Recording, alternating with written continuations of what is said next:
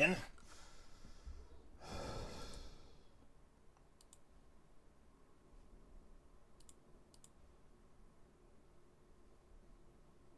Sorry for the wait.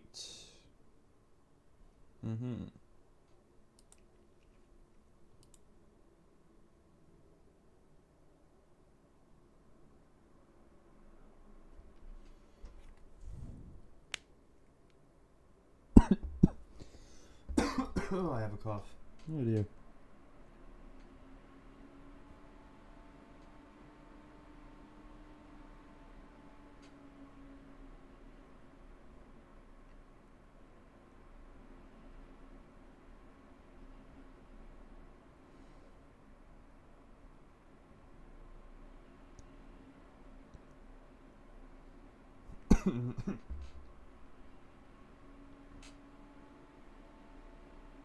Oh, if you crash now after I just tested you and you ran fine.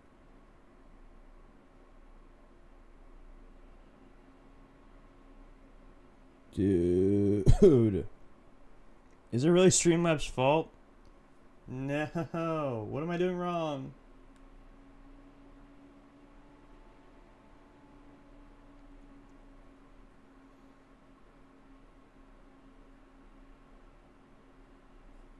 No, I literally ran it right after the stream and it ran fine.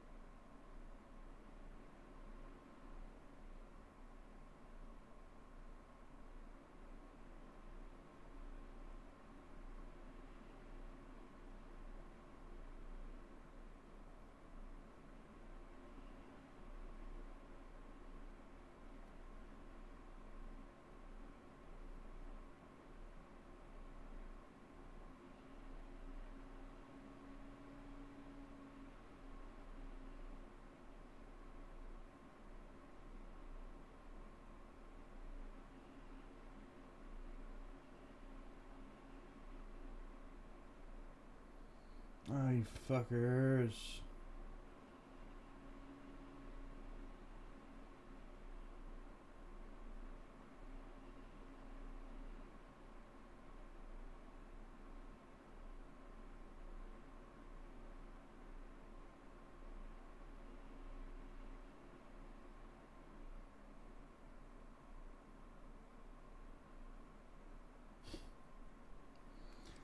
Just let me play the game.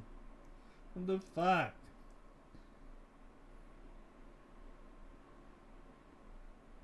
I literally just tried it and it worked fine. Why are you doing this?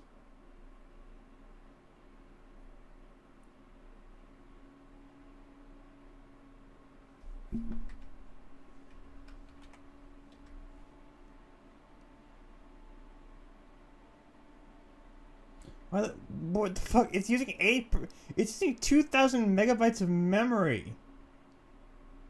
What the fuck? It's using more than Firefox. My memory's at 80% right now. What the fuck? No wonder it's... Holy heck. What is it? Why is it doing that?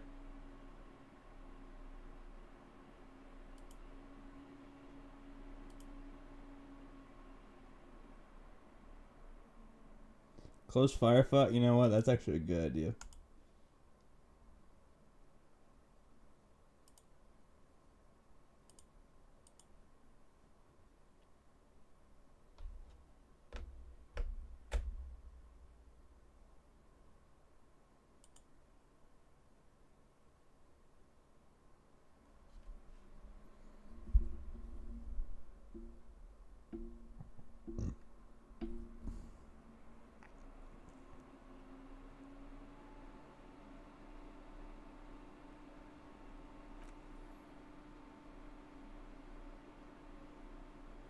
Oh, it fucking works. Of course it does. Ah!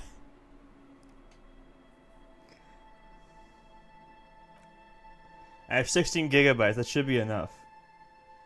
Apparently not.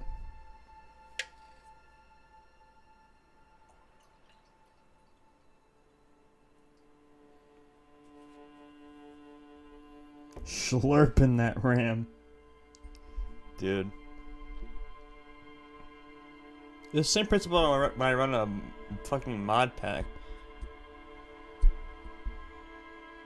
VRAM is in your GPU, it's not RAM. I don't know computer stuff, okay? I'm a mere peasant, okay?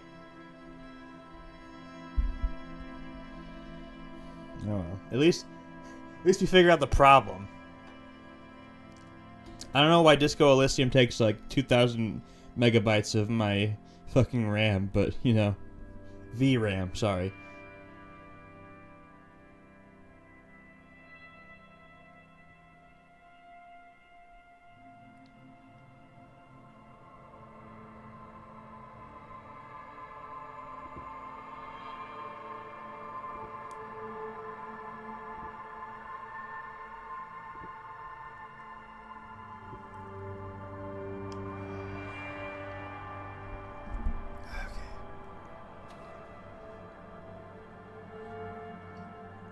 Just squeezing my throat a little bit.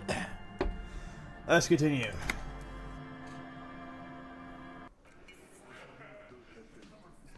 What in God's name are we doing?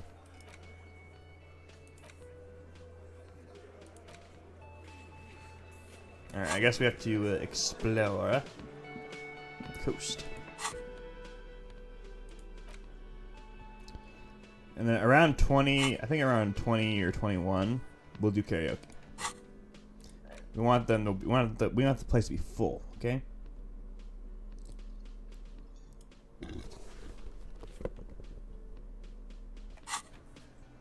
Crypto miners. Estonian crypto miners.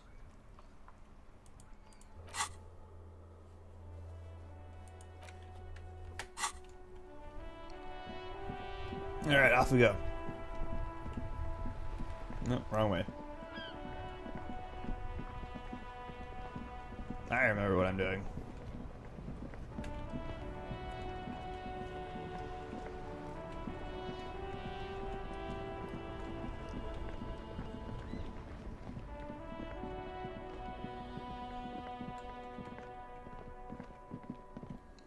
Oh, these shady gentlemen are gone.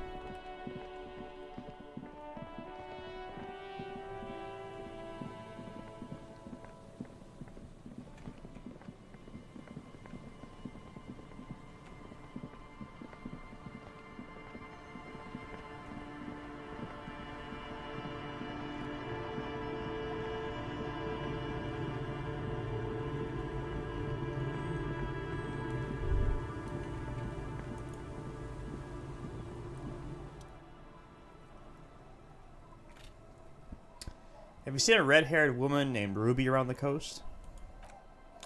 Nay, I haven't seen anyone lately. Okay, but do you know who I'm talking about? This is my little cinder block town, she nods with a wrinkled smile.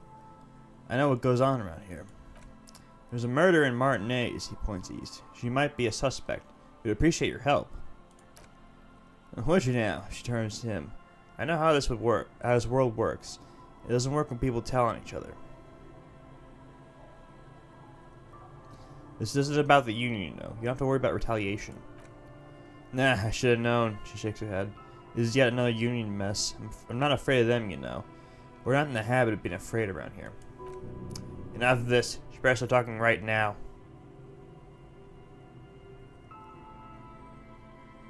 I see. You know something, but you decided not to tell us. There's not much to tell. People come and go. Now, was there something else? I see, ma'am. The lieutenant turns to you. I hope you don't mind if we look around anyway. You should look around your shack. Maybe she's running it out to others, too. Speaking of... this thing. A white envelope with a stamp attached to the upper right corner, handed to you by Everard Clare. Inside are some legal documents with 2 names printed on them, Isabel Stady and Lillian Carter. Both signatures are required.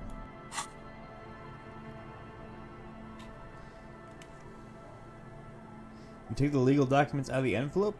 1240-month construction period and the zoning plan and the addendum. Look at the zoning plan.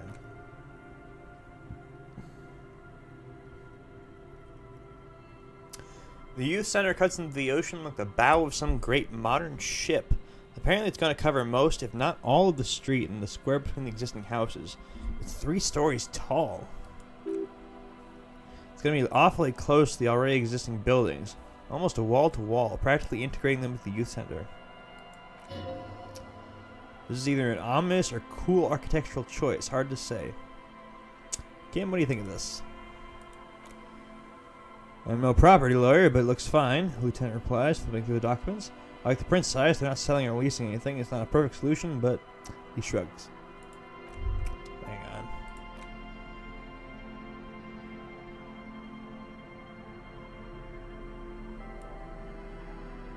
Put on my thinking jacket.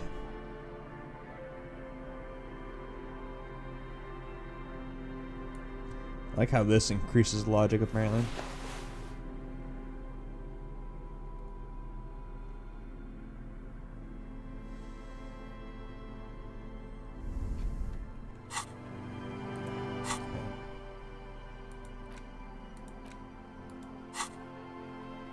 Ah, yeah.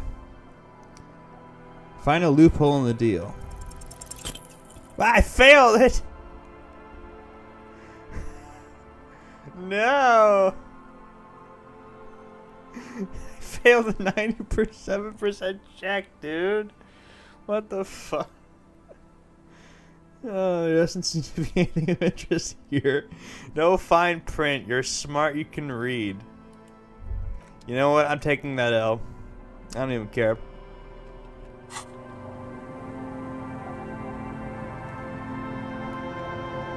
Hang on. Actually,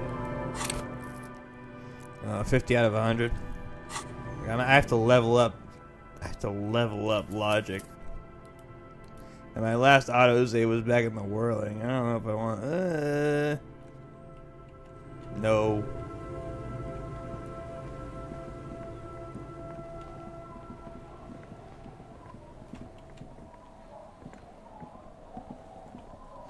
You rolled a snake eyes on a 97% chance of success. That's fucked, dude. That's a GG.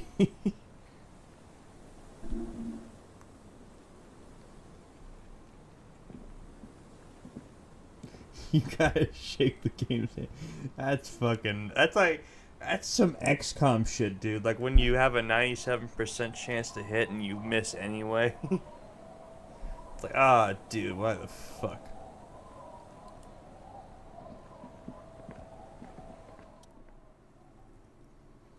The scruffy-haired little boy kicks a stone. He can't be more than 5 years old. The other one looks indistinguishable from him. He watches his brother kick the stone with his tongue lolling out of his mouth.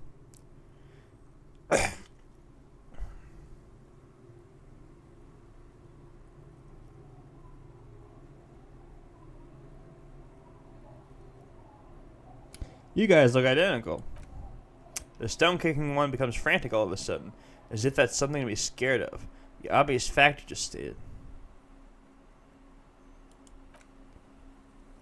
He looks just like me, the other one says. Yeah, I said that. The boy doesn't answer. His brother throws another rock. Both of their hair is covered in some kind of dirt. The rock kicker was just being shy, but now he's enthusiastic again.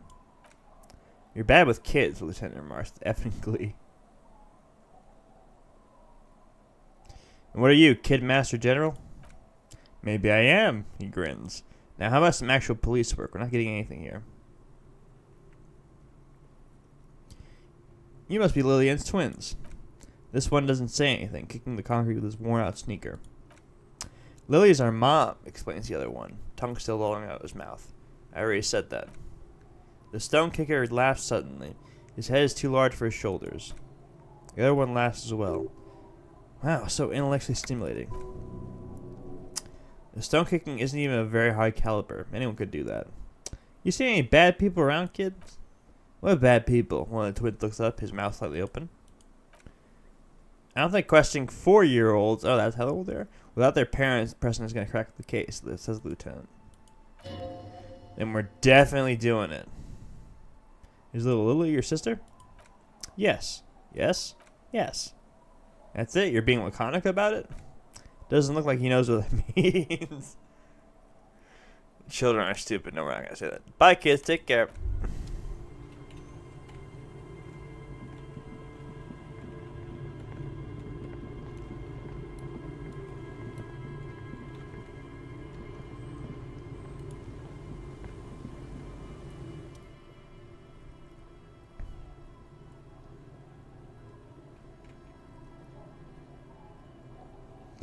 I'm looking for someone else, actually.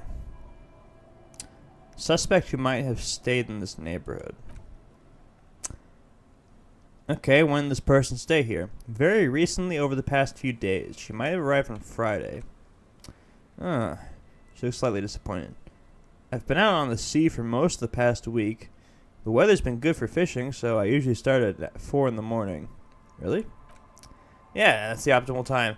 Got to make the most of the calm. I've been sleeping like a corpse after. The sea really takes its toll. Now I'm just waiting for the wind to settle to get out there again.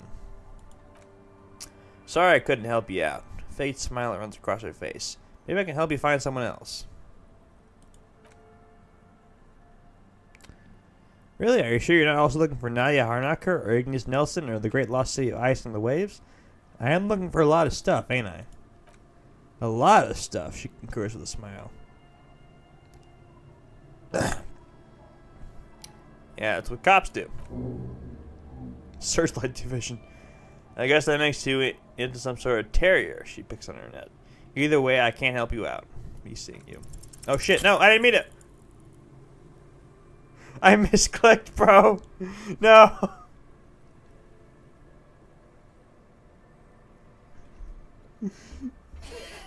No, bro, I misclicked. Nah. No, bro, what the fuck? That was a misclick. Get me out of here. No, I have no interest in this woman. Alright, you know what? Now I have to load this fucking game because that's the only way out, so.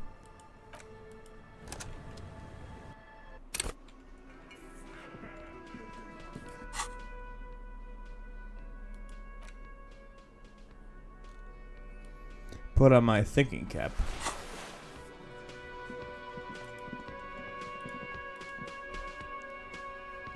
That's fucked, dude.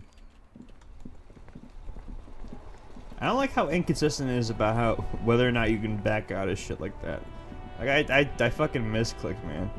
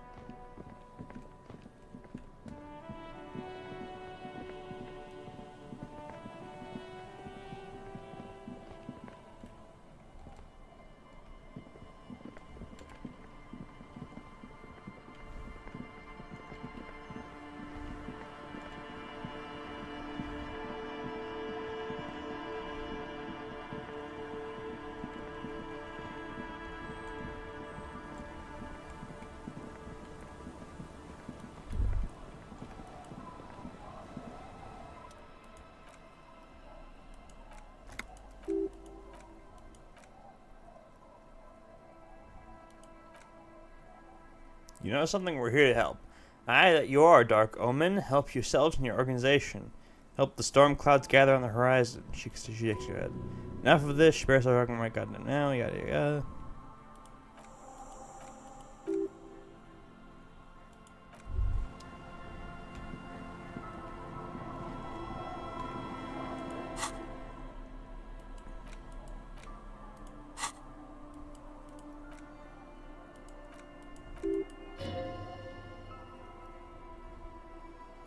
Can I fail this again? Hang on.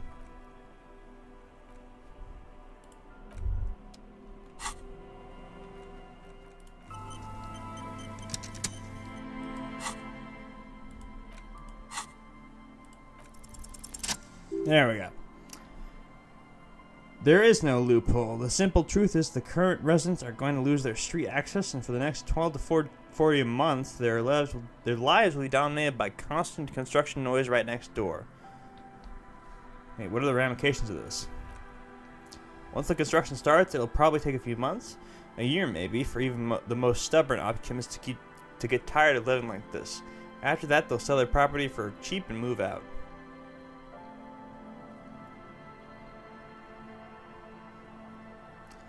Look, Kim, pointing to the photocopy.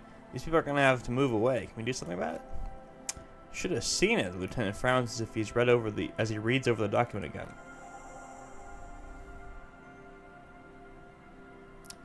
Everard probably has eyes on us, but he pauses to think. We could try to get other people to sign this instead of what's listed, or you could forge their signatures yourself. By the time he finds out, we'll already be gone. All right, we can't do it here.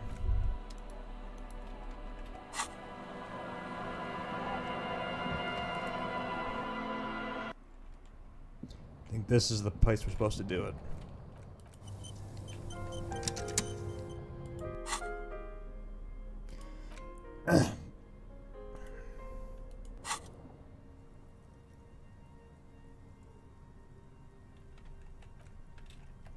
Okay, that's still pretty low. Let's get the gloves on.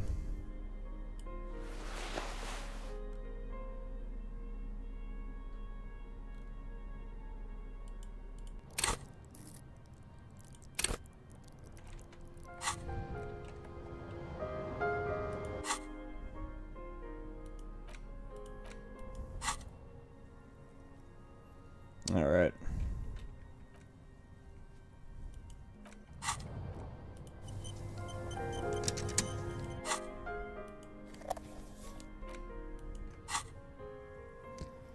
Okay, let's do this. Hey. The pen is shaking in your hand as you draw a pathetical line. What have I done? Appears you have drawn a line instead of a signature, a puny line. Looks like the late stages of dementia. Have I ruined the document? No, it's just a line. Forgery obviously isn't your strong suit. Sorry for suggesting it. If you get someone to actually sign this, it should be fine. Alright. I actually really want to pass this. We're gonna do a little save scumming this time.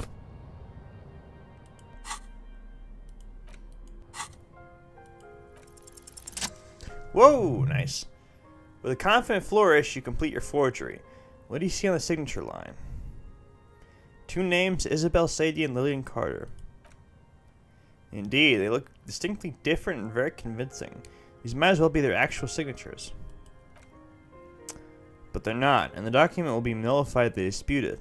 That means Everard will have to start over. All you need to do now is mail the signatures to Everard's accountant in La Delta. There was a mail delivery box in the plaza near the corner of the bookstore.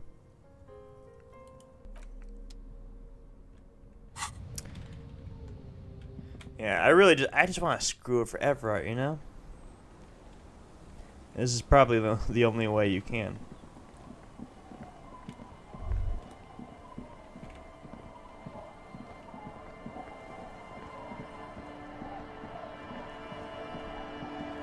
Anyway, hang on, let me change to my sensible outfit.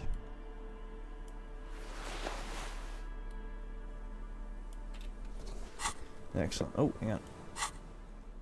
Forgot the gloves.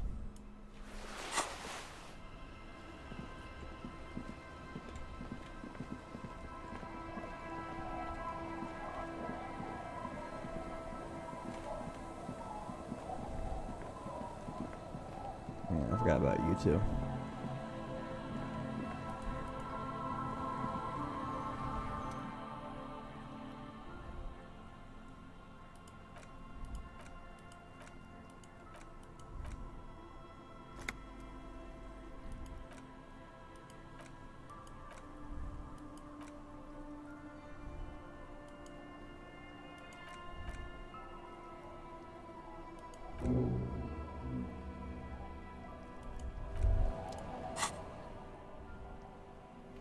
Oh good, I did the logjah. Fantastic.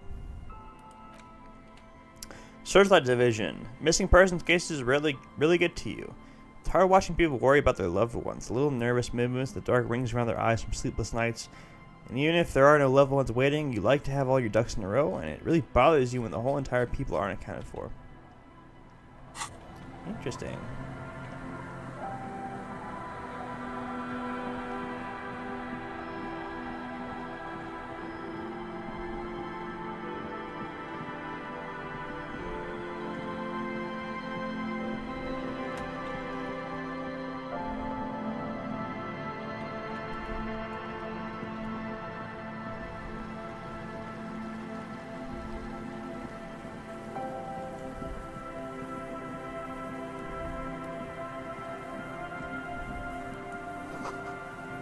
There's a slit in the concrete here. A sewer?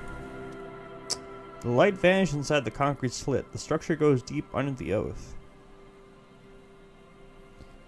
What's in there? Maybe it's just a storm drain for the sewer? Can't make any idea what's down there? No idea. He takes his glasses off to polish. Could be connected to one of the buildings around here. Think you might find Ruby down there? We might find her down somewhere. There's an old storm drain system beneath Martinez that's mostly collapsed. Revichal's sewage system has been built and rebuilt 4 or 5 times now. He puts his glasses back on. In conclusion, she could be in any building, but not in there?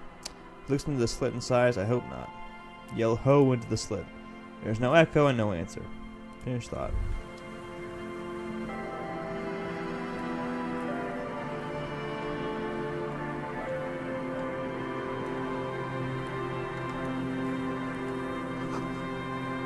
Someone must have worked hard to smash the plastic dome.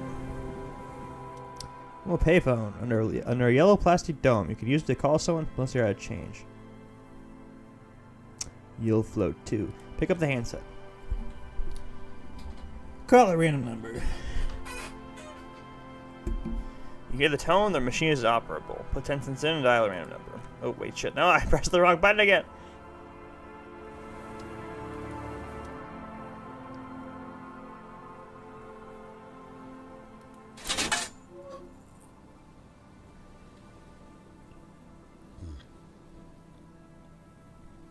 Calling. Still calling. This feels wrong. Should you be doing this? End of tone. Someone picks up. Pierre? Is that you, Pierre? The voice is female and sounds about 100 years old. Yes, it's me, Pierre. So nice of you to find the time to call me. It gets so lonely. Even the animals have died. It gets lonely even when you're with people. Are you sure you're Pierre? Your voice is different. The chrysanthemum.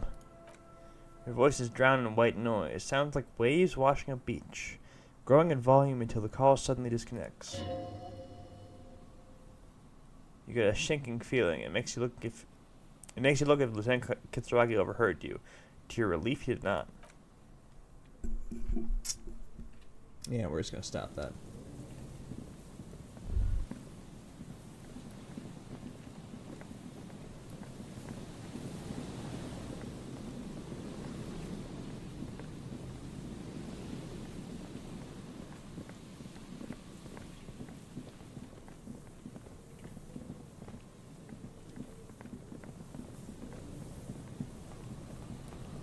Honey.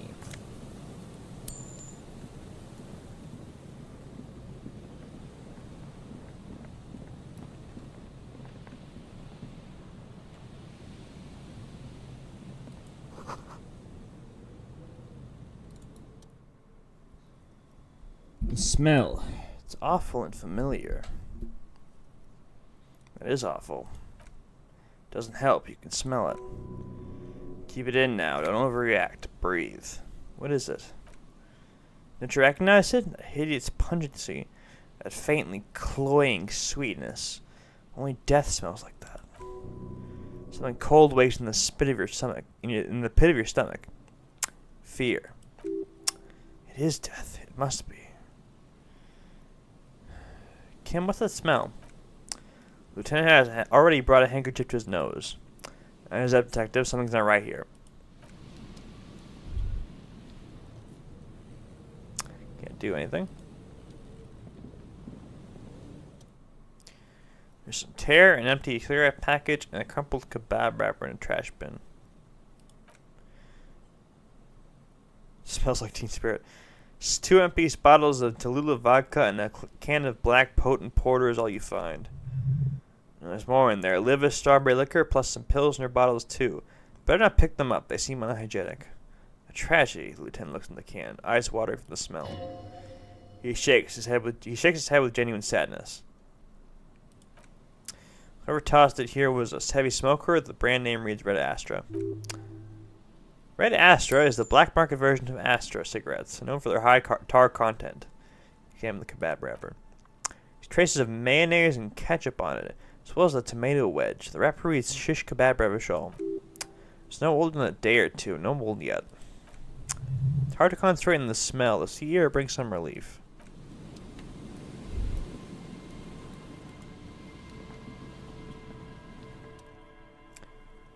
Working class. Oh, that's a dead guy. A man lies on the boardwalk, his limbs bent and neck turned at an unnatural angle. Right next to him is an empty bottle of spirits, and in his cramped hand a chewing gum wrapper. Half of his body is slipped between the cracked boardwalk, starting with the right leg. The fall is left him broken, contorted like a sad puppet. The smell is not as bad as a 2-week-old corpse, but definitely heading there. Ooh, a dead guy. Hold on. The lieutenant squats next to the corpse and examines his face. 2 bulging eyes stare back at him, void of any signs of life.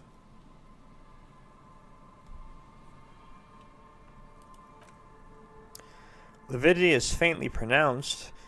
Whoever this is, he's been dead for 2 days, no longer. He stands up and shivers as a gust of wind blows through his bomber jacket. We need to investigate. Another dead body. This is your job. Steel yourself. Calm now. Carefully. Just another day, just another dead body. Breathe. Steady his clothes. He's wearing mud-caked boots, beige trousers, and an old brown leather jacket with a bright blue lining. There are traces of kebab sauce on his chest.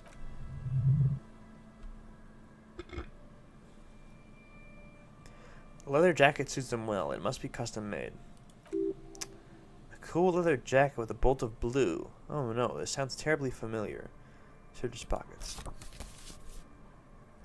You find some sunflower seeds and a rain-soaked library card, folded into 2. His jacket feels sodden and heavy under your hand. Good, we should take a look at the library card if this is done. Tell you the man himself. The man has fallen through a crack in the boardwalk and hit his head against the metal bench. Coagulated blood covers his black hair. One of his feet is still dangling through the hole. That's embarrassing. You have to be quite inebriated to fall that bad. Well over a liter of pure ethanol. 3 bottles of wine or 1/2 of spirits? Or maybe it's just dark. Examine his face. His expression is dull like the sea behind him. Drops of water are shining on his mustache. His eyes, empty and wide, look frightening in their frozen gaze. Height 170 to 175 centimeters. Curly hair, stout build, age approximately 50 to 60 years. 1 second.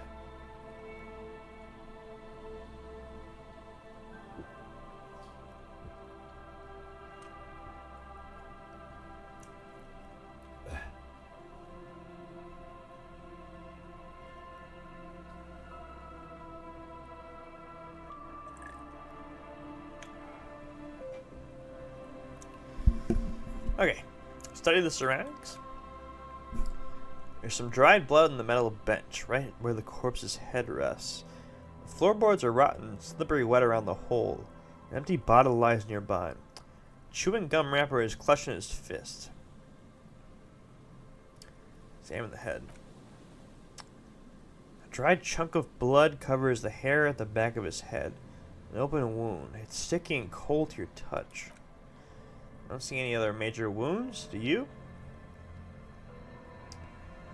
Hard to say. Seems like the head wound was fatal. Exactly the shape of the bench. Step on the floorboards. It squeaked under your feet ominously. It's hard to say whether the dead man's weight was what caused the boardwalk to break. It definitely looks fragile. You see waves turning below. Something cracks beneath your feet. You could have easily disappeared into the sea through that hole. You would have never found him. Examine the bottle. 0.75 liter Tallulah vodka with its cap missing. There's hardly anything left inside. It's mid-market spirit with a slight touch of methanol. The man meant to enjoy himself, have a good time. They put methanol in that shit? Jesus Christ. Terror all around us. He looks at two other bottles near the coin-operated viewer than your yellow plastic bag. I'd prefer if you didn't collect them this time. It's not proper. Yeah, okay, I get it. True, it feels disrespectful. Examine the chewing gum wrapper. Rubowski Spearmint Chewing Gum. Green leaves on the cover. The man's mouth is half agape from the terror of the fall. Look in. The blackness of death and stench. You think you see white chewing gum, too. Ate the whole pack, right? It's to cover the smell of alcohol before going home. Worst thing is... Lieutenant shudders from the cold.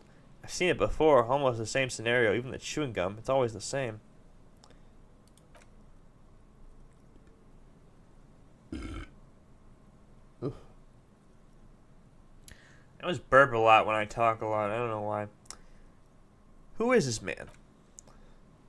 Looks like one of the locals. You'd have to know his spot to come here. You don't just walk over here. You look south the way you came. That's just a lazy assumption. What do you think? Dead working class man with a bottle in his hand? Don't deceive yourself. You know what this is. We know who this is. It's the working class woman's missing husband. Dead on the boardwalk.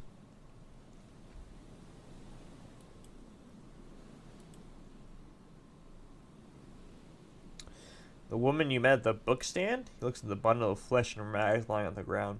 Why do you think it's her husband?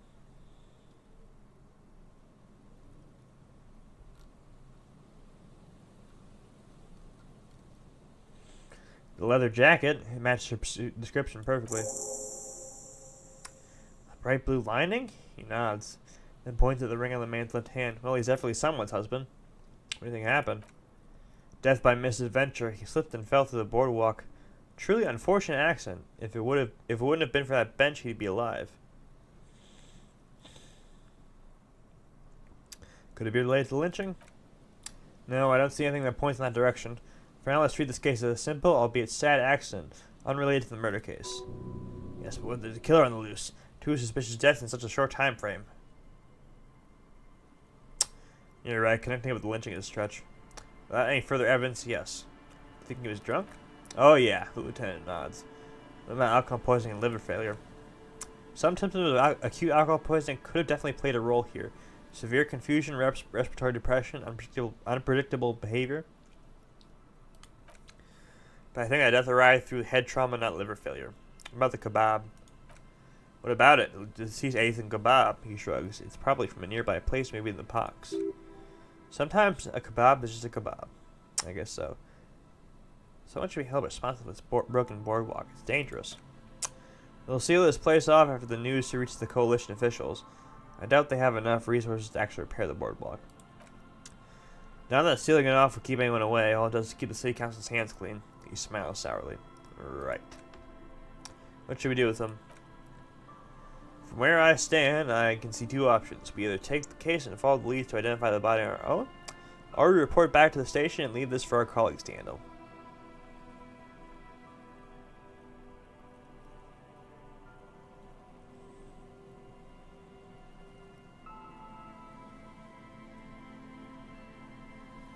What about field autopsy?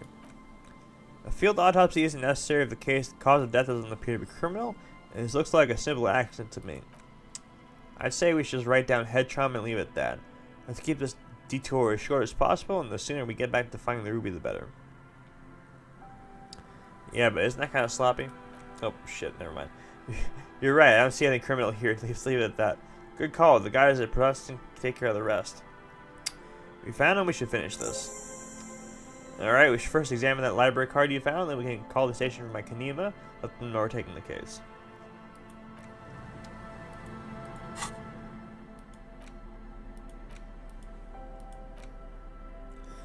Library card from the pocket of a dead man on the Martinet boardwalk. It's still slightly damp to the touch. The cover bears a stamp of Jamrock Public Library.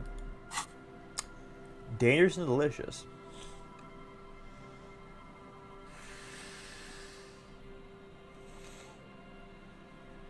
The library card is folded into two and is still slightly wet to the touch. The front side reads Central Jamrock Public Library card issued to Billy Magine. Expires July 53. Billy is a unisex name, could be deceased or his family member. Look inside.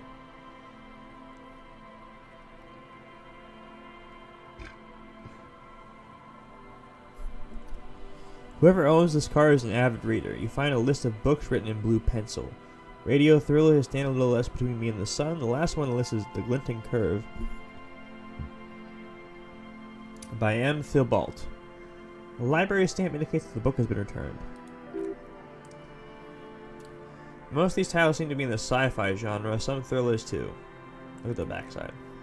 If lost, please return the card to the library, dial this number, or visit us at Moreau Street 78, Jamrock. Business hours 9 to 18. Good, he takes a note. We should give them a call from my Kanema, see if we can learn anything about Billy Magine.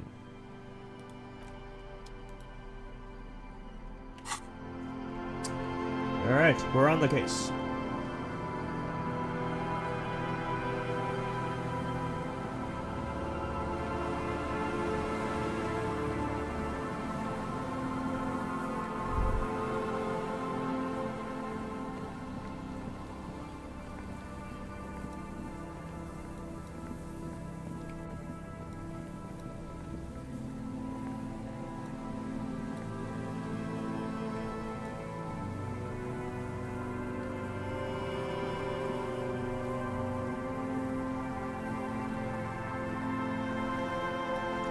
Whoa! Secret. Man!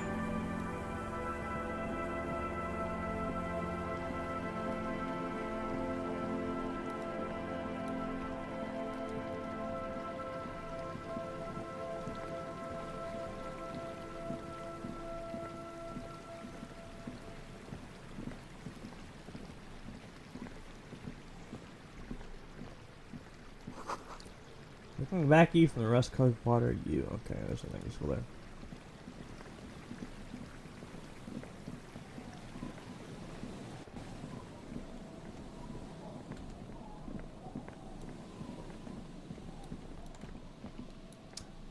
And church. Kick drum.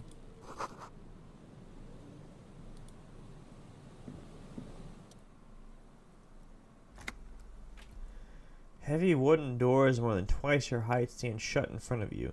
The rectangular sea-worn ornamentation appears in stark contrast to the padlock carelessly drilled into the wood. Right out of the doors. Nothing happens, only the sound of the padlock rattling against the door. I don't think that's gonna work. The suspect is hiding inside. He raises his sight to the darkened windows. She might be. It's worth checking out anyway. Lieutenant nods silently. Carving on the door is blocked like an angular, like the church itself. Two large beams shoot downward, sinking into the wood before they reach the threshold. Run your hand over a beam.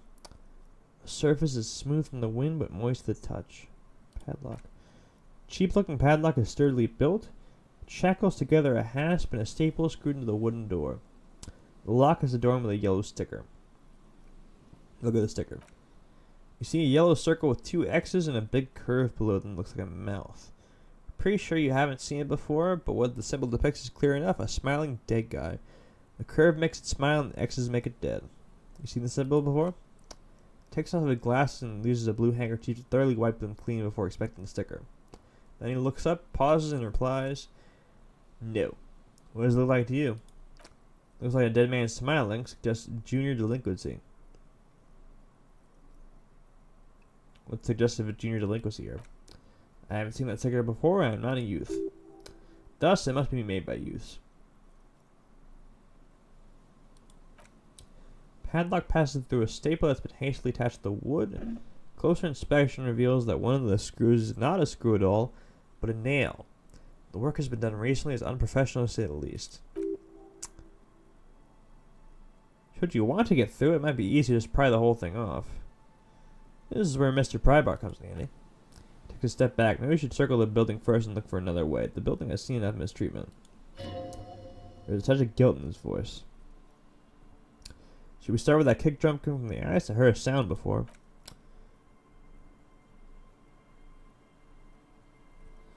Yes, the pulsing bass. He raised his hand to his ear. A sure sign of junior delinquency somewhere east of here. Leave.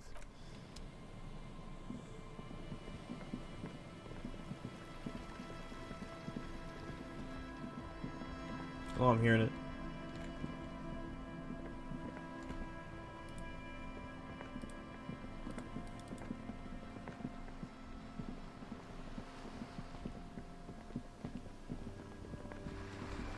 Or maybe I'm not. Oh, I am.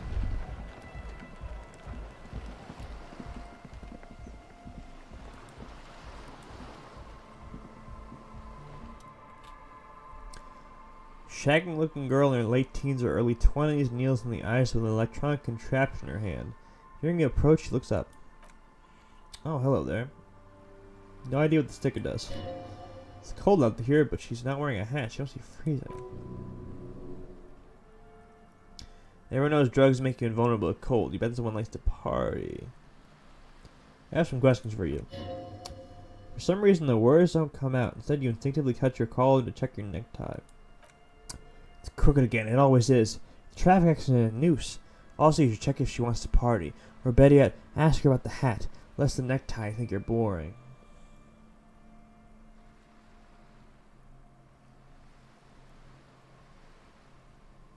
Dear child, it's freezing. Where's your hat? She looks at you, distracted. I said you should have a hat on. So should you. You don't have to do anything. I have a hat on, though. I should, and I do. Oh, I didn't notice that. It's nice. You should wear one, too, if you plan on staying outside in this weather. Yeah, well, she tries to think of something to say. Look, man, fuck the hat. Your pulse rises. What'd she just say? That's not how a civilian is supposed to address an officer of the law. Oh, I really want to do this, actually. I actually really want to do this.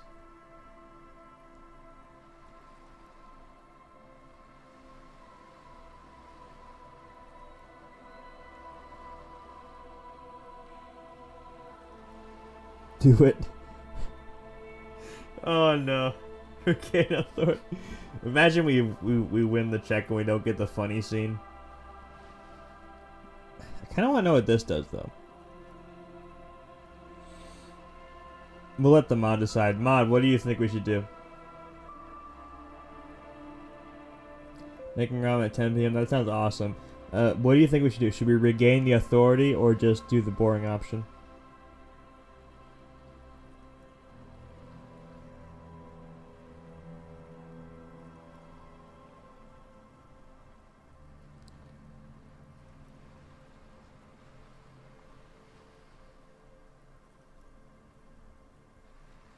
We ball? Okay, I guess we ball.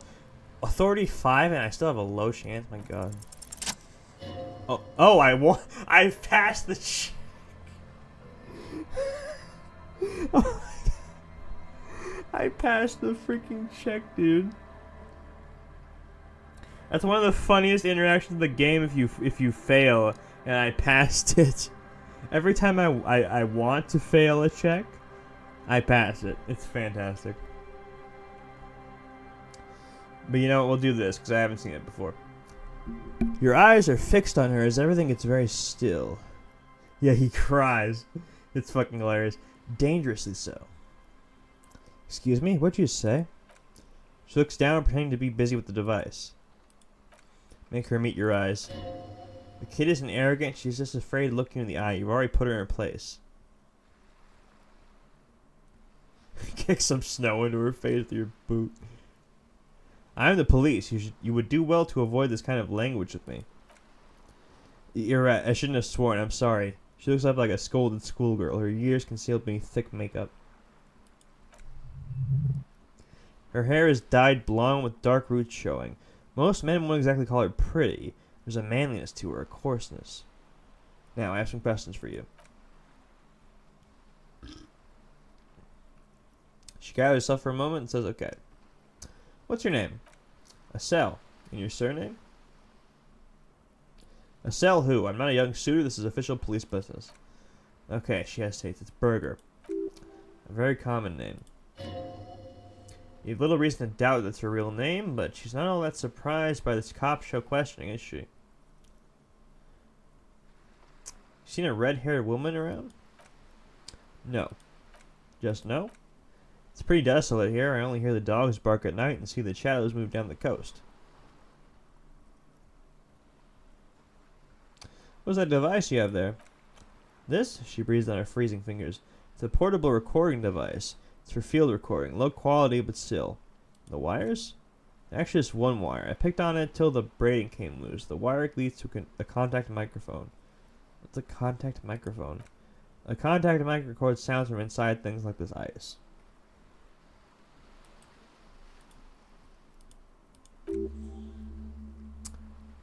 Your mangled brain would like to know there's a boxer called Contact Mike. Yeah, any news on my wife's name? How about my mother? Nope. You're welcome.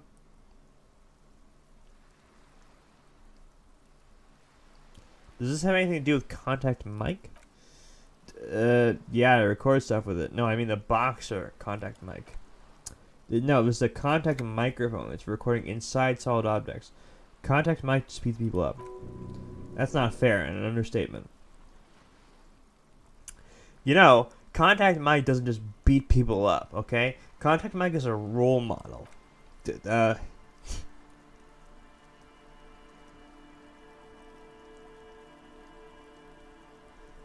Yes, you heard right. You should try to be more like Contact Mike, a successful athlete and inspirational figure who has overcome social, physical, and mental obstacles. Man, you're one weird cop.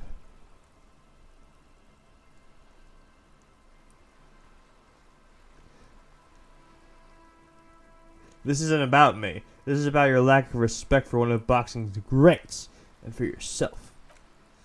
What is it with you and this Mike guy? She pauses. The question is rhetorical. Okay, if it floats your boat, I'll be more like Contact Mike and less like me. Self-respect is not meant to float any boats but your own. I'll keep that in mind for future use. She turns to her tape recorder. How does that thing work? The mic? I don't exactly know. Somehow it doesn't pick up vibrations from the air. The box head only picks up structure-born sound if you like technobabble. Where'd you get the mic from? Same place I got the recorder from, the ELYSIUM. What's that? Oh man, you haven't been to the ELYSIUM? She forgets herself for a moment. It's the coolest place in the whole drug-addled shithole. It's a music club and a synthesizer workshop on Boogie Street in Jamrock. Musicians live there, like real musicians. I once saw Arno van Eyck. Thinking about it really cheers her up. It's a long way from here, though. Sounds like a place for cockroaches. Sounds interesting. Where is this Arno guy? Oh, yeah. She looks you over, accessing your age. Guess you wouldn't know Van Eyck. Or really be a ELYSIUM going kind of person. I get down. I don't know what that means. I grind. I don't know what that means either.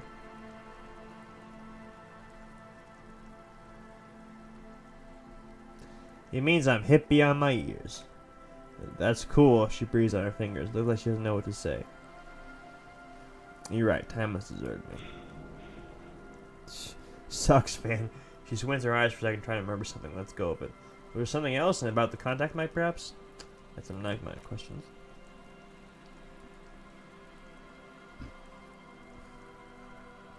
What are you doing out here in the cold? Recording, I guess. What is he recording exactly?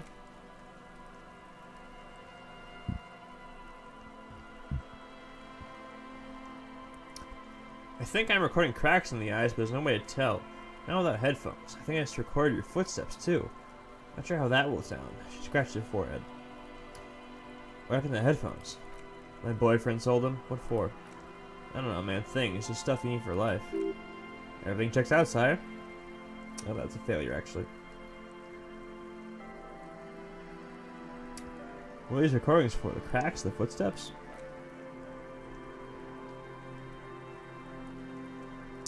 The musicians in the Palaceum use them for making music. They loop the stuff, cutting the tapes together.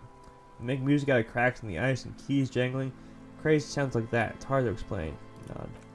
Anyway, I thought I'd make some too. It's supposed to be like a music place anyway. She rubs her shoulders and looks around. I don't really know what I'm doing. They use synthesizers too. I don't have a synthesizer. She looks at the recording device, the thing she thought would fill her hours with joy and escape. It's turning out to be an empty fantasy. She feels childish, very useless all of a sudden. A sharp drop in endorphins is almost visible. Like a warm blanket has fallen off her shoulders. A wave of chill, the quivering jaw, indications of a drug high. Take this, you're cold. The lieutenant begins to take off his jacket. No man, fuck that, I'm cool. I'm sorry I said that. I'm sorry about the fuck. It's okay. The lieutenant backs up. He throws you a glance. I'm not giving her my hat. Now this is where a hat would come in handy. Yeah, maybe you were right about the hat. You said it's supposed to be a music place. What is? That, she nods toward the church. The boys think it could be a place, like the Palaceum or something. Stupid. It's really... She pauses. Not gonna be a Palaceum, that's for sure. The boys? Yeah, Andre and the guys. They're inside in the tent. Why is that? Why are you freezing out here while the boys are inside? They got too much stuff crammed in there. No room. Stuff like what? Music stuff, mostly. Like this tape recorder, but bigger. There's piles of it. Why not just leave some outside so you don't have to freeze? This stuff is more expensive than I am. More expensive than any of us, really. Doesn't matter. I can take the cold.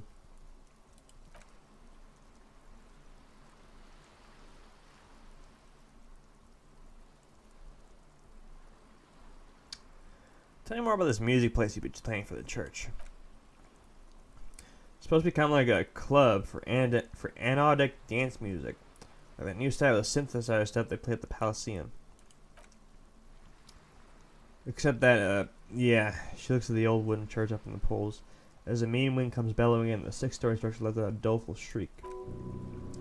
The floorboards are twisting and the shooting beams are slowly cracking like bones.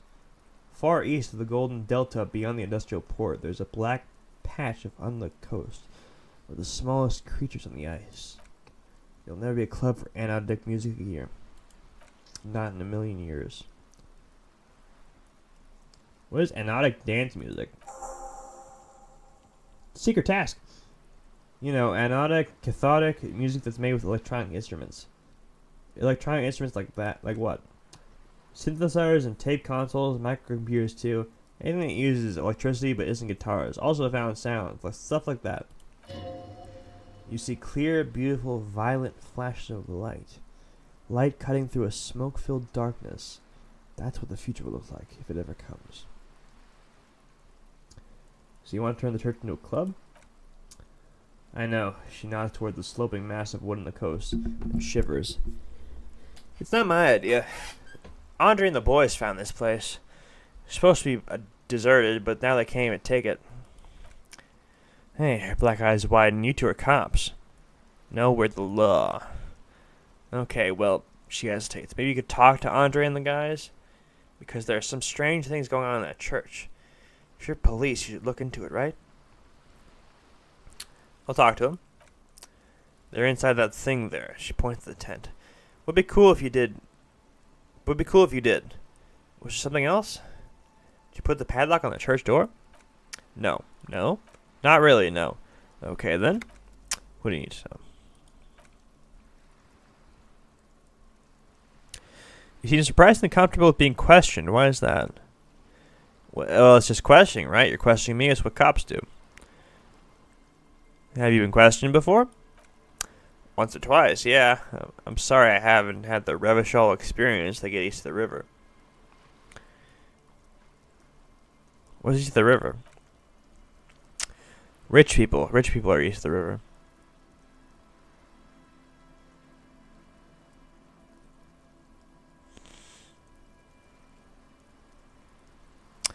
Who are these rich people? They sound wonderful. I'd like to be one too. Good luck crossing that river on your police salary, then. So, what trouble you've gotten into with the police? The usual. I had a shitty run as a teenager. What's the usual? Play a mean electric triangle. You know, drinking, getting into fights, the ugly stuff that happens when you move out of your parents' place at 13 in Faubourg. What's in Faubourg?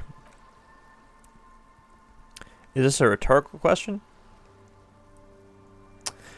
No, I literally can't even remember the basic terms sometimes. Lieutenant steps in. Faubourg, not in Faubourg, is a massive banlieue south of Jamrock Quarter. I don't know if I pronounced that correctly. It's the largest ghetto in Revachol, possibly the world. Why'd you have to move out when you were so young? My dad was a drunk. Plus, I guess I just wanted to drink. I just wanted to drink too, you know, get my party on.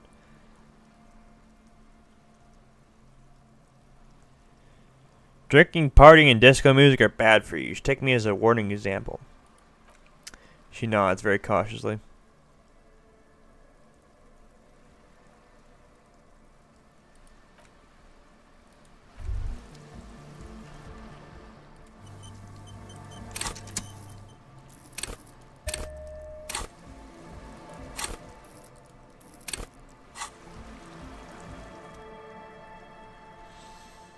Go. Yeah! The device is still warm from her touch and heavy as a brick from the batteries inside. The company logo Omicron adorns its yellow plastic cover. Inside, the tape is rolling. The girl looks at the device in your hands. I'm sorry I have to sit here on the ice with the drugs wearing off. At your age or any age in this weather, waiting for it to get dark. She looks you in the eye, pupils wide, surrounded by a ridiculous amount of makeup. Gotta internalize the mic thought? Okay, fine. The people who built this world intended to be better for you, but they failed. It's easier for you to live in their failure with this by your side. The wind howls and she remains silent. It's real. Tell her. It's not a childish fantasy. It can be a real weapon against what's coming for you now. What is? Her shoulders shake a little.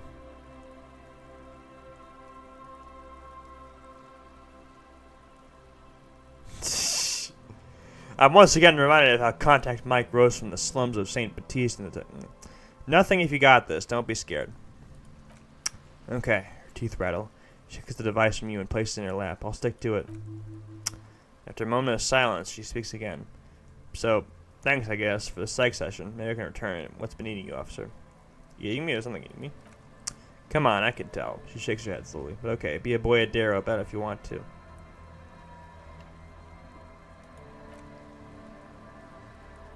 You sure? Yeah, sure.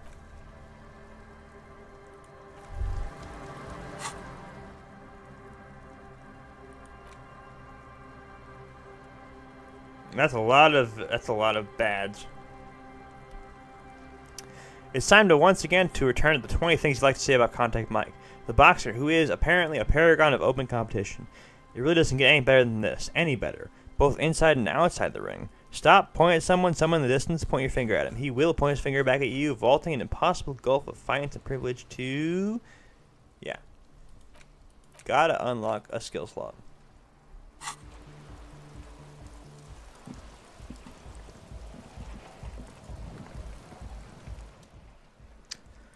The tent is just tarpaulin and fabric covering a pile of stuff. The flap is open. Inside, 3 young men are listening to some new form of music. It's like nothing you've ever heard. One of them looks at you. Come on, get in and close the flap behind you. The warm stuff's getting out. Safe to assume this is their leader, or at least he thinks he is. Sorry, he points his thumb at the lieutenant. We barely have room for one. You go ahead. I'm too old for this. I'm actually not, he thinks. I just like delinquents. Sure, you'll feel right at home. I'll keep watch. You just squeeze in.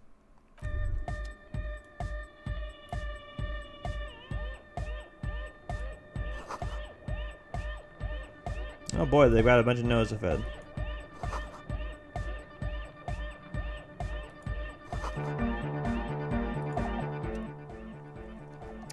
You see a youngish man bleaching the tips of his hair with a toothbrush. He puts the toothbrush down and extends his hand in greeting. Hello, I'm Andre. Pleasure to meet you. Shake his hand. His grip is strong, sweaty, and warm. He's trying to project and inspire confidence. This is my posse, Noid. The young man with earrings looks at you suspiciously. An egghead. Egg! The tape player high above his head continues to blast with possibly hypnotic music. Together with Estelle Berger, who's out there right now doing some seriously progressive sonic experimentation, we'd like to think of ourselves as music venue organizers. How many music venues have you organized? We have many in the pipeline, officer. So, 0. Why are you here? You see, we've been all over Jamrock North, prospecting for real estate to establish a new venue in. Also for talent. Yes, thank you, Egghead. And while there's no shortage of raw, unfair talent spinning tapes in Jamrock, we've had rotten luck with the real estate part. Place is shill. I apologize for my friend Noid's potty mouth. I realize it's not how you speak to a police officer. He has authority issues.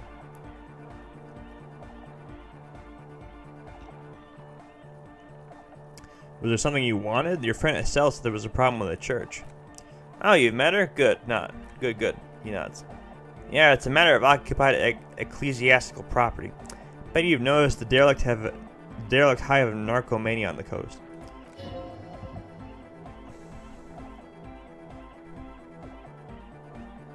An attempt to pander to your perceived conservative sensibilities.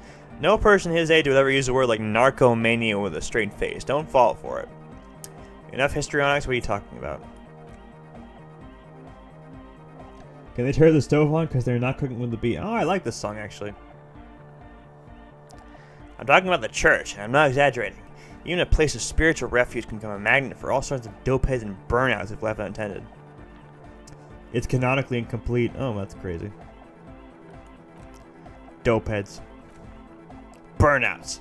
He angrily spits on a screw and starts cleaning it. Well, sad to say, that's exactly what happened. Sad because we were just about to put Martinez on the map with one of the maddest dance clubs at Jamrock. No, strike that in Revachol. Strike that, the world. And sadder yet, because the dope heads and burnouts hold up in here are the worst kind. He leans back a little, watching you with a steady, serious gaze, letting you imagine just how bad those dope heads and burnouts really are. I feel like you may be laying this on a bit thick. What's really so bad about these dope heads and burnouts? They're spooky. What exactly do you mean by spooky? I was hoping you would be the judge of that, officer. All I can say is their spookiness is the kind that keeps us from restoring the church into a community center, a place of spiritual refuge. Also, they don't heat or clean the building. Shit's gonna collapse. People just want to spit tapes of them spooking it up. Places bad signs. No one can dance like that. Thank you, Egghead. So you're gonna look into it, right? He turns to you. It should be a police matter. Getting them out. Whatever spooky stuff they're doing. I'm sure it's not what the Ecclesiastes meant property for.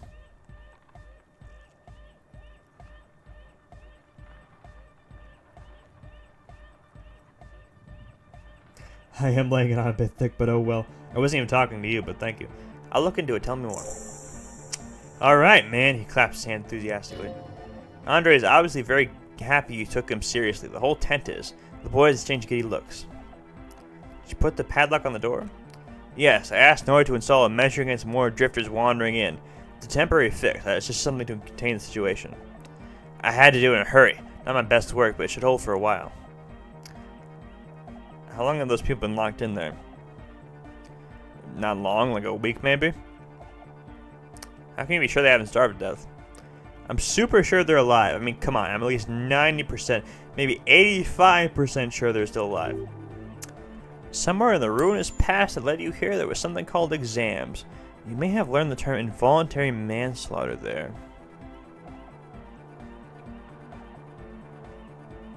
Andre, do you know what the term involuntary manslaughter means? Yes, I do. I listen to Channel 8 all the time. I know about crime stuff, and I assure you, officer, this is not what's happening here. I'm at least 80% sure they're alive. I mean, come on. Most people aren't ever that alive in their entire lives. What does that even mean? I don't know. He paused to think. What does anything mean, really? Oh, yeah. He looks at his friend with an expression of profound understanding. Sounds like nonsense. You're right. It is nonsense. Total garbage. I knew you'd see through it. You're one smart cop. Feels good to be the smart cop, doesn't it? That's a good cop to be. Has a nice ring to it. Smart cop. You wouldn't want to be a stupid cop now, would you? But still, maybe he's just sucking up to you. You stop buttering me up now, thank you.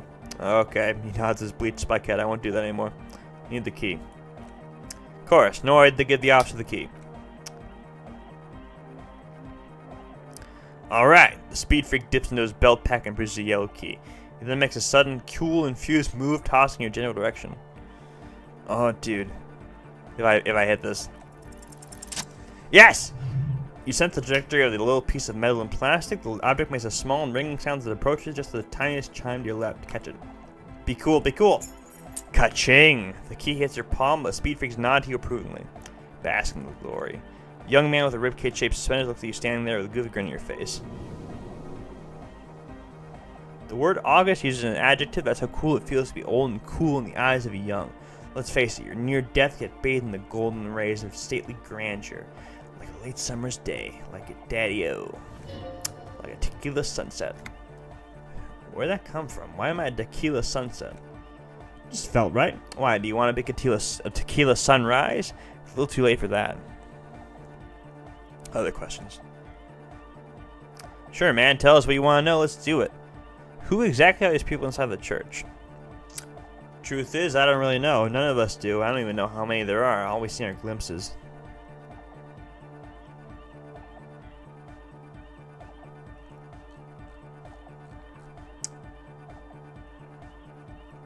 You haven't even seen them and you want the police involved?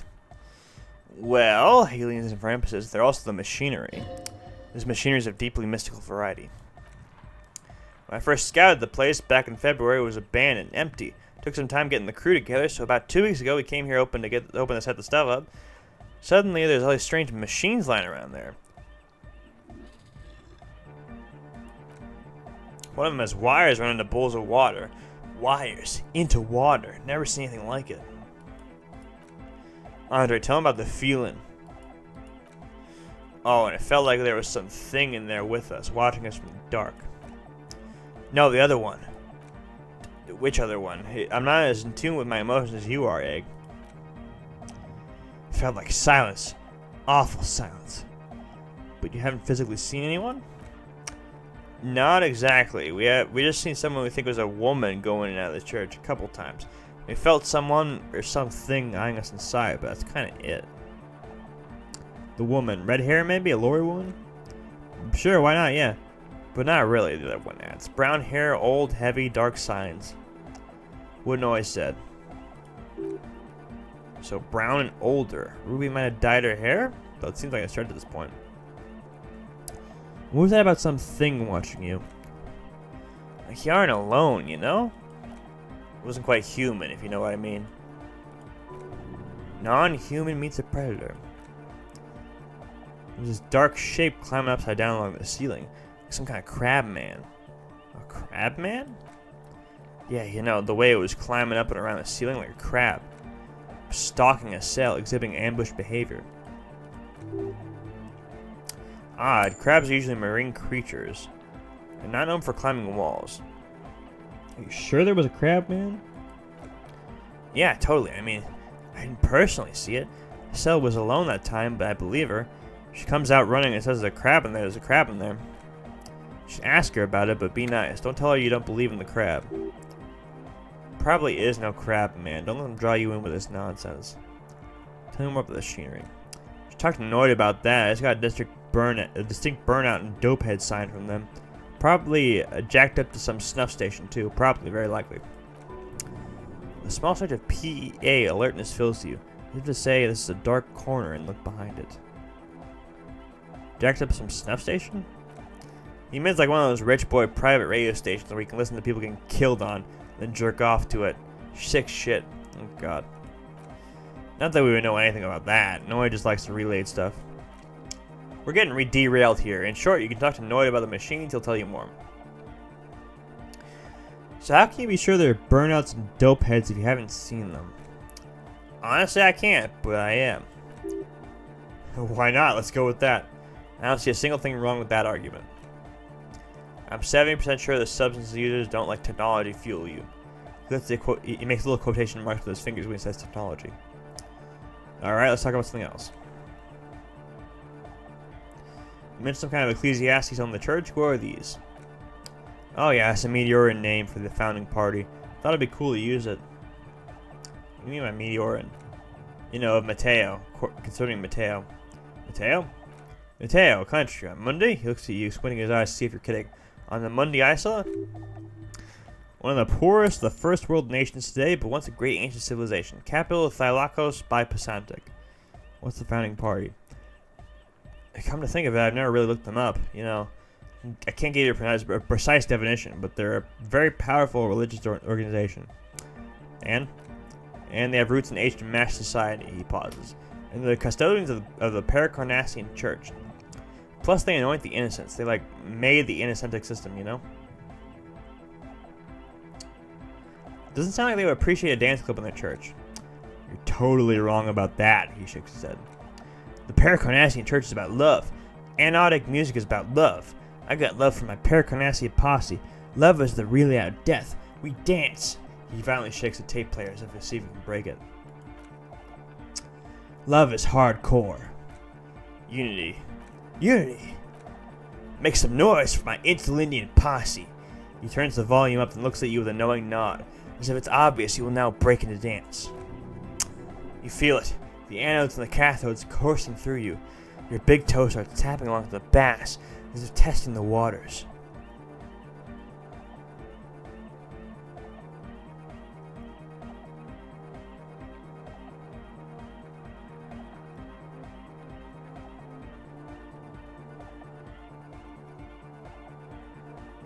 Enjoy the beat.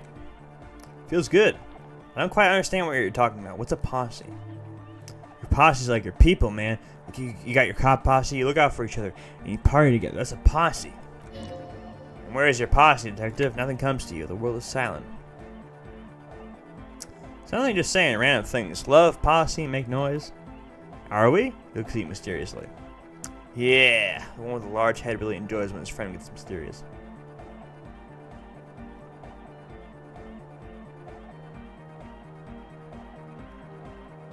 I guess love can be pretty hardcore. Oh yeah, it can. He's coming around. He nods at his friend, then turns to you with a mysterious grin. You're getting it.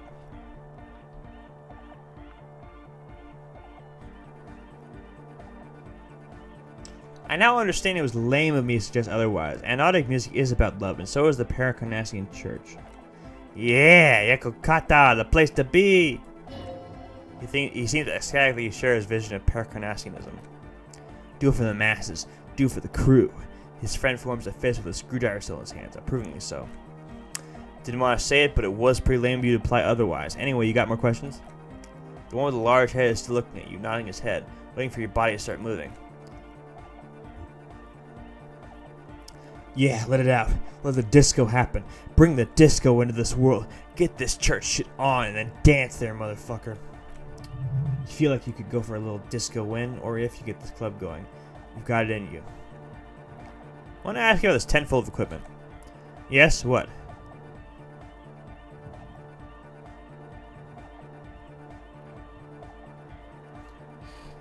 I see you brought your own water. Yeah, good to have. Bitch to carry. When I first scouted the place, I did some reconnaissance. I'm not sure the church even has running water. It's distilled too. Oh, he doesn't know what to say. It's the one they sell at the fuel station. What's all the Nosafed? The what now? He leans in to hear you better. The Nosafed Ultra? You have a lot of it lying around. Oh, the old Ultra. I have a major sinus infection. Stuffy nose. We all do. Shit's all blasted up. Winter came, breathe. You sound fine to me. Yes. He nods energetically. That's all Nosafed's doing. Without Nosa, I'd be drowning in shit right now. Nosafed is the shit. Can I have some? I have some nose problems too. Nice. Sure. He picks up one from the corner and hands it to you. Here you go, officer. No, it's Nosa. Blast away. And after this.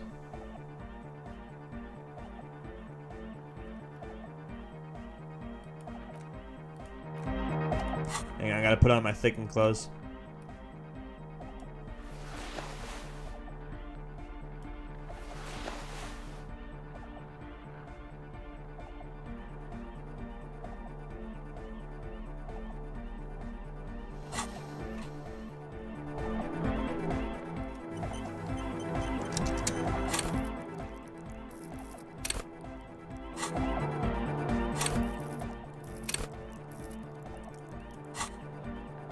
Okay, I do have a penalty to it, but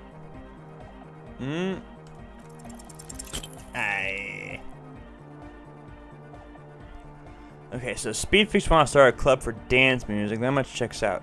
You just like music. You feel as though you might have liked music more when you were young too, but you digress. What's the gist of it? The gist of it is they want to turn the church into a club, but a suspicious element has overtaken the building. It's very important to understand what the gist of things is. Always consult the gist before making up your mind. This is going well. Plus, and it has to be considered, you can't invent the future dance music in a smelly old tent. As you had the church. That settles it. Analysis is complete. Their story checks out. Still feels quite as if this didn't go as it should have, but you know, yeah. Cop changes in front of you before you're selling trucks. Hang on a second. Puts on jacket.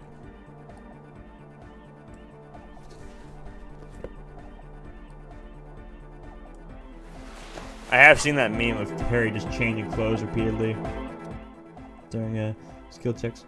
A young man with peroxide blonde hair holds up a Harman Waushi tape player, nodding along to the music.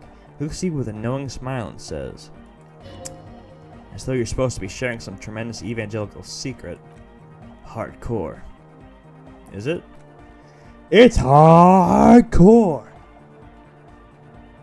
You're just gonna keep saying it's hardcore, aren't you? Skibbity, skibbidanger, I am the rearranger. Oh my god, he said skibbity. Your cop training did not prepare you for this. What did you do?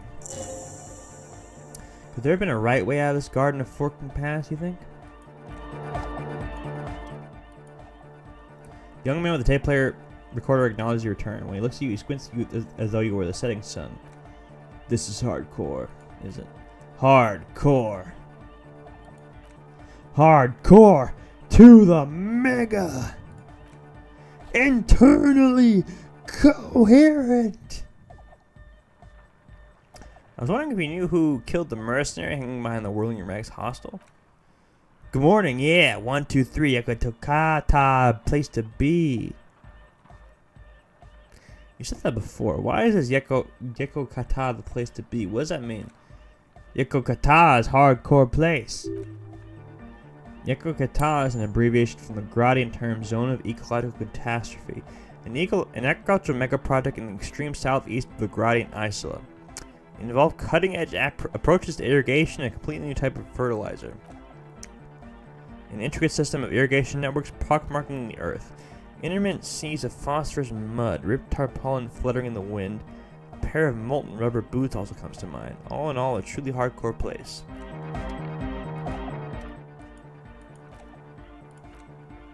But is it? I mean, really? Yeah! You can yeah and say random things all day long, but the track doesn't sound that hard to me. Spinning out lyrics since the day I was born. The amount of lyrics I got is against the law.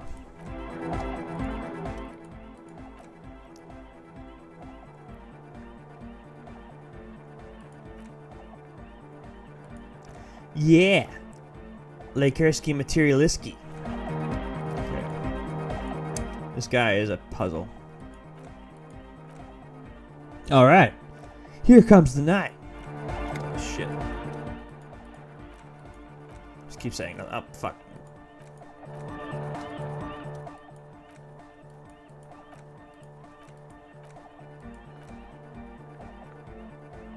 All core. Alright. Yeah. Please tell me, what exactly are you doing? Gotta get the people going. Why? I'm the party boy, that's my job. What's a party boy? Hardcore party 25/7 beyond the winter's orbit style. There's a place far away in Katla, behind a certain latitude known as winter's orbit, where there are 25 hours in a day. It's a tremendously cold place abandoned to drunks and failed rock stars. Full of eternite depression and half-finished ski flying hills, the Suru live there.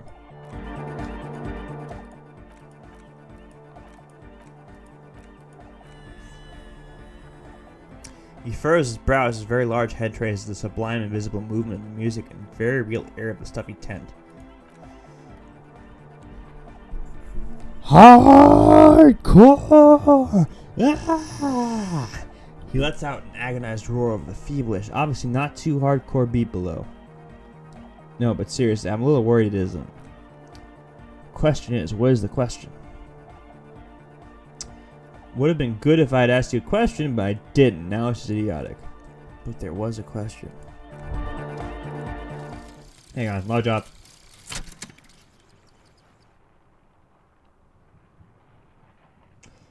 Okay, so we now know why you have lockjaw, why you say law in a weird manner, and why your jaw does that thing. You had polio as a child. You hadn't gotten vaccinated. Must have been right after the revolution, not a lot of vaccine going around then. So you got infantile paralysis due to polio, and this jaw thing is a complication from that. Admittedly, it's not very funny, but you overcame it. This little infant survived and became a sharpshooting super cop. So, fuck you, polio. If you guys say it's hardcore, it's most likely not. Okay. Yeah. All hand-eye coordination passes are successful. But we did lose one rhetoric, so that's bad.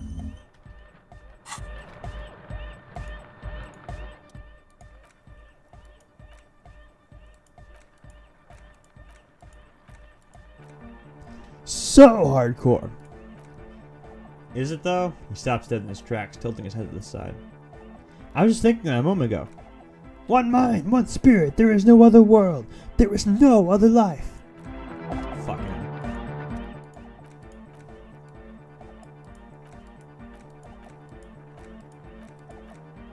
It is! But is it? I mean, really? He tilts his head to the other side like an owl. I am the mic enforcer. I am the chicks checker. Yeah! Okay. Done playing your stupid game. The question is, what is the question? No, but seriously, I'm a bit worried it isn't. Oh, god damn it. He frowns and starts bobbing his head back and forth once more. The skin on your back is crawling. For a second you can't even hear the music anymore. There's a hawthorn tree on Rue de Saint-Ghislain, right next to the canal. Don't be alarmed, everything's okay. He isn't actually worried. Everything is still super hardcore. What he probably means is it could be even more so. You said you were worried. What do you think is wrong with the music? There's nothing wrong with it. I'm still in love with the hardcore. He turns pensive all of a sudden. Sometimes I just feel like analog music is in its infancy, you know? For example, take this Arno Van Eyck jam I've been pumping for the last month, and will continue pumping for the rest of 51. Isn't something holding it back from being hyper? He thinks for a moment, then his expression clears. It's like it's only ultra. I think it's super hardcore, but you're right, it's not hyper hardcore. It's only ultra hardcore. It is, isn't it? He nods in agreement. I knew it.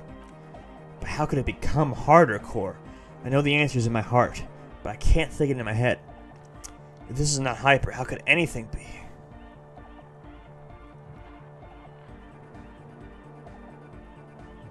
Sounds suspiciously like a question. If the question was, what's the question? No, this is the answer. Try to think of anything to make it harder core?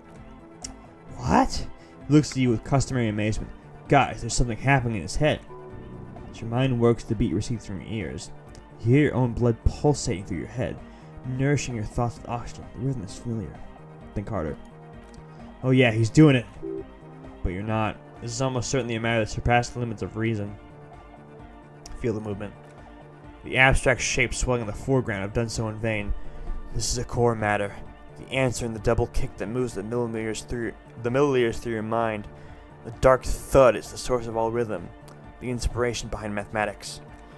The hard core. My imagination fails me. I know, so does mine. He laughs and shakes his head. But there's something else that hasn't failed you. I just remembered something. I'm the police. The young man is bursting with anticipation. Nothing. Me being in the police isn't going to help us. Oh. Actually, it's more likely to hinder us. Oh. Can't help you with this right now. I need something else. Something extra.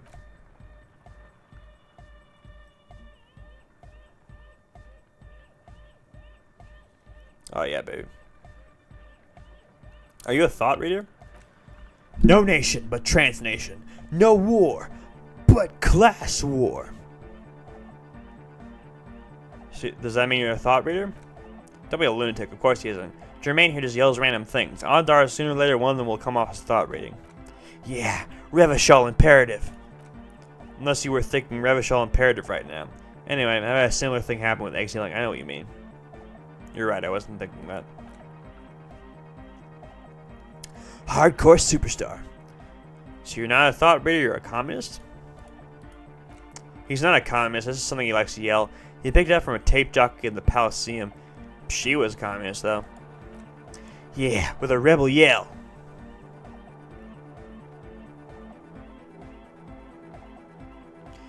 It's good you're not a communist anyway. You should be an ultra-liberal. I can be an ultra. He nods. If you want that. Do you want me to be an ultra? Please don't turn him into an ultra-liberal. Oh, he's gonna turn into an ultra-liberal. Oh, geez, please don't do that. There's enough exploitation in the world.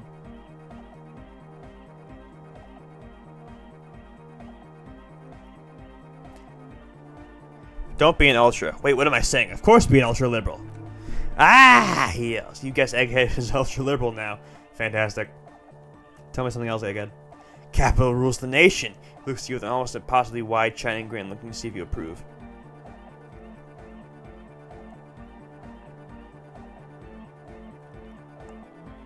Almost there. Could use just a bit more consolidation, a tad less regulation.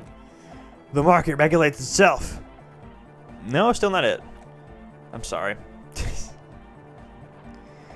Is your real name Germain? D'accord hardcore, Germain Egghead. Basically, yes it is. Why are there lungs in your belt buckle? Lungs are for love. Why would lungs be for love?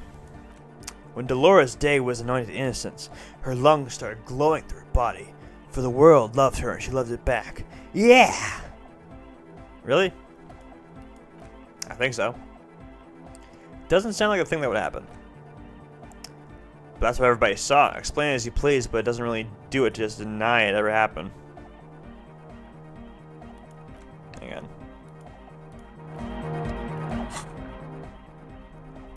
Put on my ass-kicking outfit.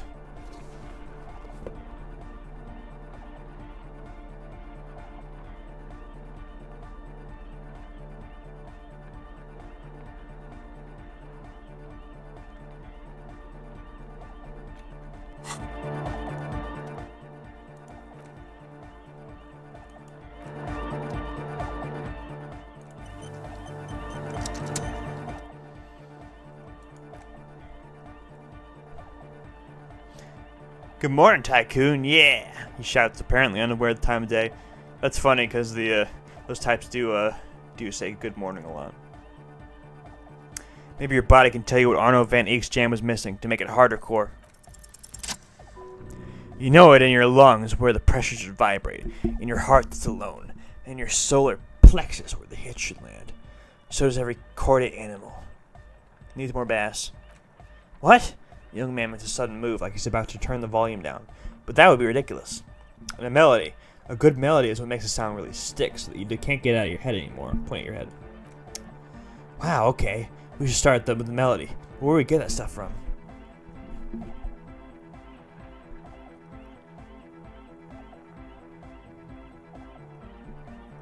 You say bass like fish? Yeah, I did. Do something about it. I don't know. I was thinking you would know. I'm sorry, I don't know anything about analog music. I'm just the party boy. I get people going and say it's hardcore. He feels ashamed he can't be of more service to the future of dance music.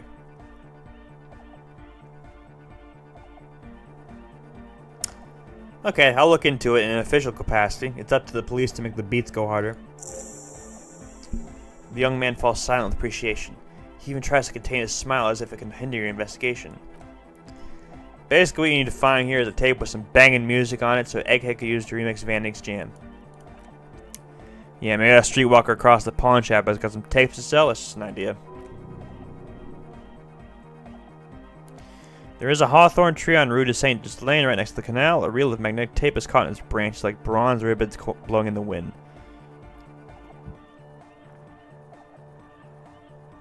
He's kind of right. Doesn't need more bass and a melody. Feels cold. Does it? He looks around looking for the cold. Before I go on, where's Rue de Saint Ghislain? Oh, I know. I know this. I can tell you where it is. St. G is the boulevard before the canal bridge, the one that takes you to the whirling and rags in the industrial harbor. It's got the lanterns and the...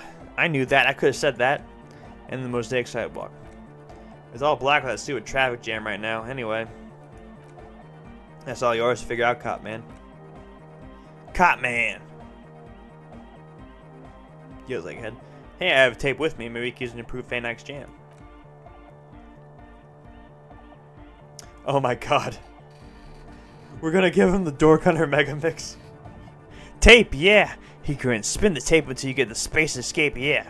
Got you this banging Mega Mix. Aight! He snatches the tape from your hand and attaches it to the empty reel slot. One hand on his headphones to listen to the audio, and then shaking his head, he says, No, it's gonna make people scared. He hands the tape back to you. Keep positive, keep the love in the house. Never mind then. Capital forever. Damn it. That would have been hardcore. So you had a talk with Andre, and now you want to discuss things with Noid? Good. Skin shows through the holes in the Speed Freak's too large sweater. In front of him, an open toolbox full of carpentry tools and parts. It's good you talked to Andre first. Gave me time to get reading on your sign. Can't really talk to people before you get reading. Too hardcore, the public ain't ready. He runs his hand through his hair, with his comb back in mock seriousness. He used to fiddle with some gears. Sign? Yeah, I gotta compare it, see if we can align. That's ridiculous. See, our signs are way off. He looks down at his tools. I can already tell that social relations is take a lot of work. Saw a sticker on the padlock. Can you tell me anything about it? Sticker? You mean the yellow one? Can you describe it to me? Why describe it if you already know what I mean? So I can hear you do it. Sometimes the outside gaze helps us reflect on things. No, don't bother, I guess, with your games. Piss off, Andre. Me and Mr. Copper were trying to discuss art. You shouldn't talk like that. Yeah, you should be more respectful. Right, noted, sorry. Anyway, what was it like? An offhanded sorry if there ever was one. Okay, it's the yellow circle, the human face with X's for eyes and a smile underneath. The X's mean the guy is dead. Good, good. He likes what he's hearing. What'd you want to know? Was I right? Yes, you're the 23rd person to get it right, and I've asked 23 people. Looks like it's a dead guy smiling to the entire human race. Really? Really? Why do you think so? We're all the same. Same eye, same smile, same death. What does it mean? He defeated history. We are living in the age of history. In the eyes of history, we're always already dead. How can we ever smile then? Because history is a lie and so are its deaths. The present moment in life for the hardcore. The hardcore expels death. Or maybe it's not dead. Maybe it's just really ecstatic about. He's just really ecstatic about the beats. Or drugged out of his mind. Come to think of it, he could also be drugged out of his mind, or drunk, or in a clinical coma, or glad to be dead. But those versions suck. I think we've exhausted the subject for now. What about now? Are the signs all right now? Nah, still strung out of sync. Strange gamma alignment. What? You heard me. Tell me about the machines you saw in the church. He cringes. Weird stuff. Specialized. There was a data processor and some sort of long-wave machinery. Wires going into water. It gives off a spy sign or some fucked up Sumerian science sign, you know? It kind of goes ahead into head first into the supernatural. The People's Republic of Samara is a product of Revachol's sister revolution on the isle of Grot. It's known as a severely degenerated rogue state. What's wrong with the supernatural? Nothing's wrong with it. It should definitely be researched. You can still do sick shit with it, though. The sickest. That's perhaps why it should be researched. The supernatural. You think it's real? That it actually exists? Most of it doesn't exist, but there's also stuff that isn't allowed to exist because the moralists don't think it's too dangerous for the plebs. Psionic powers, pale-related diseases, pretenders pretend to be human, folk rights, that kind of stuff. Why are you called Noid? The hardcore aesthetic is esoteric. It's not meant to be discussed with the law at this moment. He picks up some sort of a widget.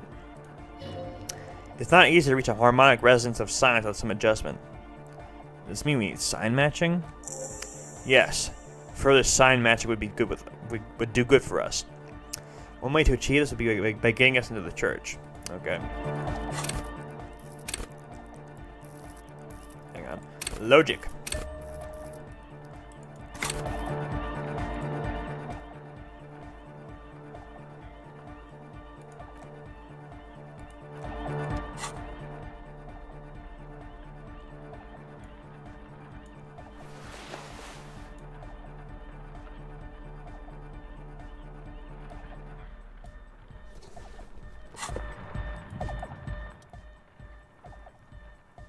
Come on, bait.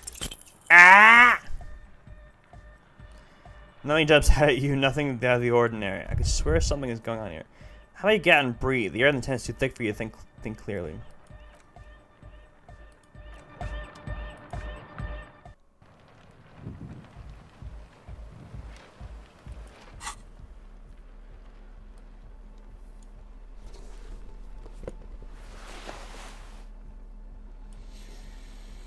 Oh, that makes me angry. Okay.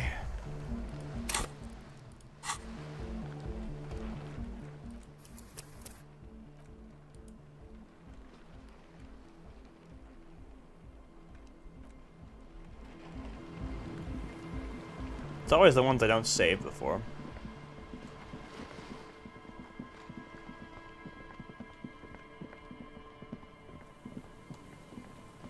Oh, hold on. We're gonna go back to the whirling, I think. Check, see how many people are there. Turn in the letter. Wait, where the fuck? Hold on.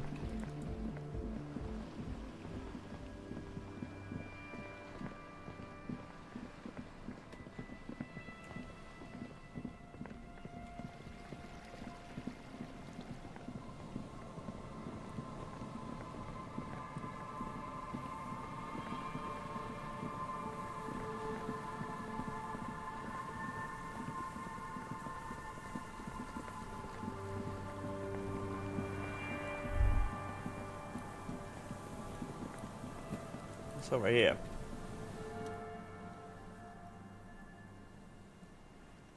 Door unopenable. An old door worn by elements guards the depot. The wind has blown a sand dune in front of it. The door's been open a long while. What's the handle? What is this thing? It's military. A service depot of some sort. Used to service what? The washerwoman mentioned a depot up the coast. The lieutenant looks at the hunching concrete toad in front of him. He said it was for moving ammo and cargo across the bay. This might be it.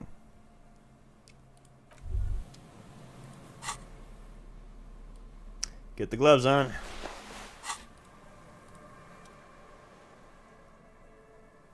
Damn, this is a 20.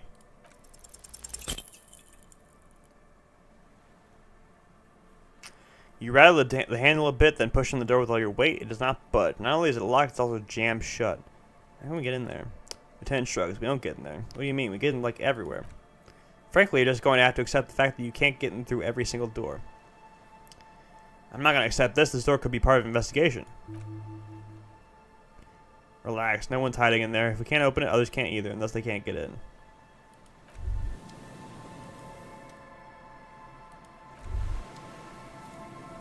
I thought you got a thought for that.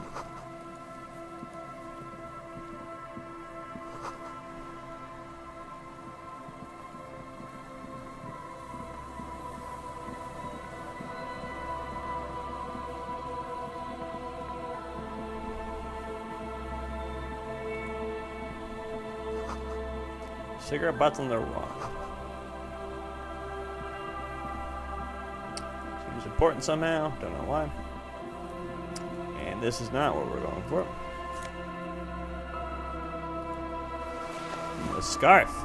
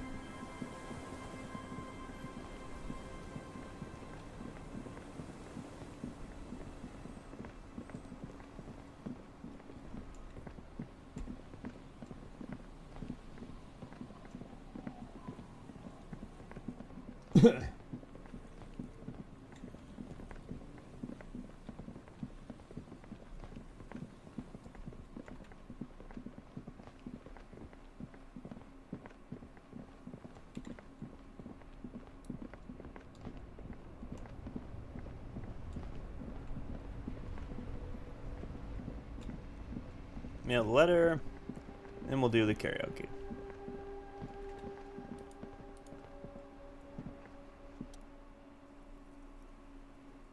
Maybe we get to use his mailbox for something. Yes, for something mail. Drop the white envelope in the darkness and lands with a soft thud on what sounds like a couple letters. About a week's worth of mail is collected in there. They'll empty this very soon. Probably did the right thing. You can't trust that slug Everard. You know he's going to play you somehow. Alright, let's go back to Everard. The lieutenant turns toward the industrial harbor. If we don't mention anything to him, he won't know before it's too late.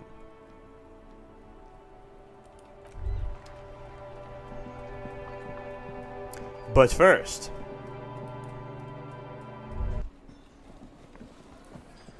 Oh yeah, we got 9s now.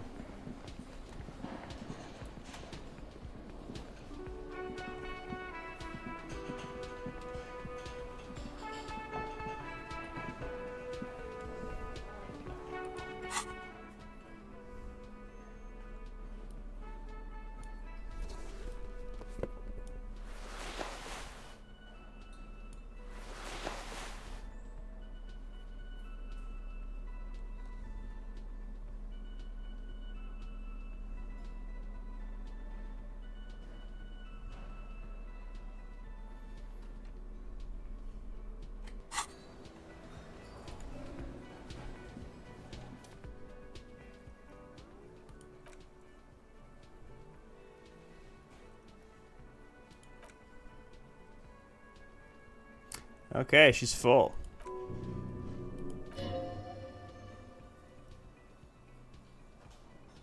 Oh, the Silk Dragon gives me a positive modifier. They're going to hate you. Okay, well, doesn't matter. Hold on. I almost forgot.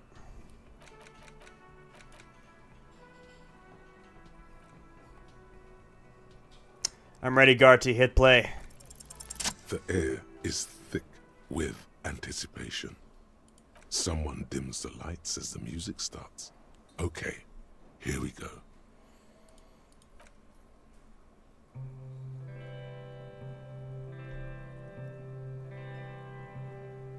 Oh, look ridiculous.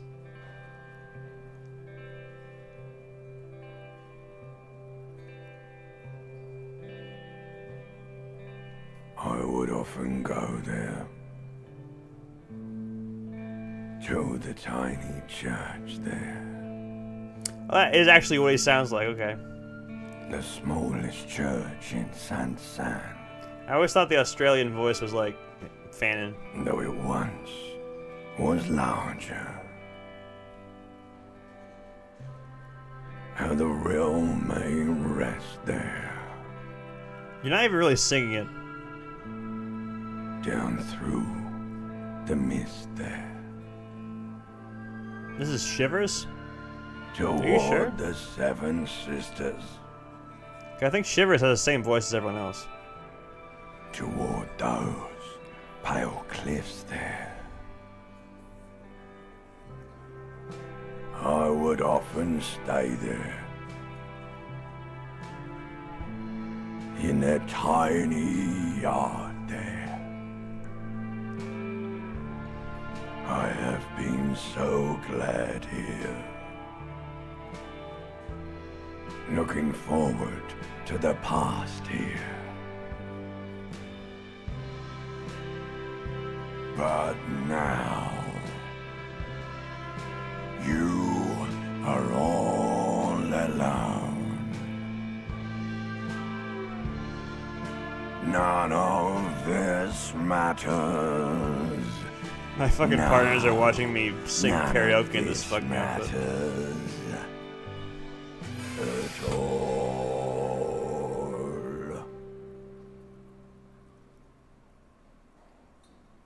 My soul is an ocean.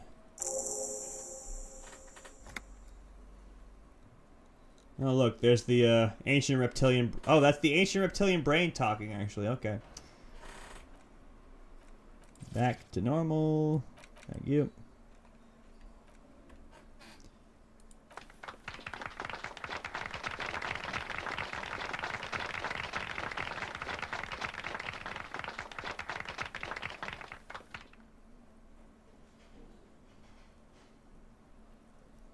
Thank you, ancient reptilian brain.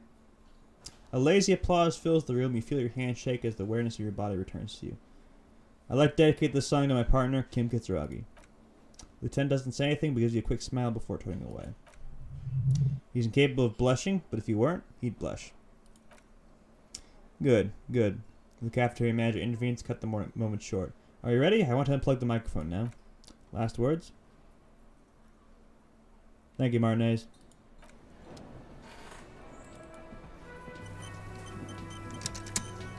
Encountered an error. Fuck no. I have encountered no error. You're not talking any sense.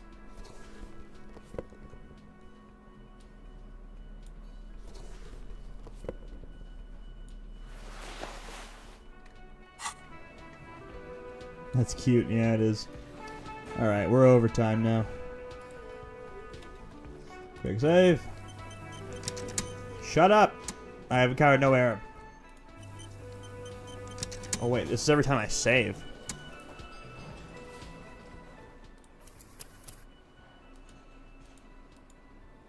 Ew.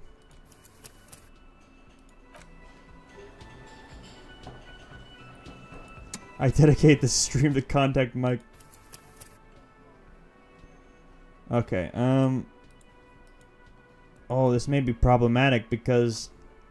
Try quick. I literally am quick saving.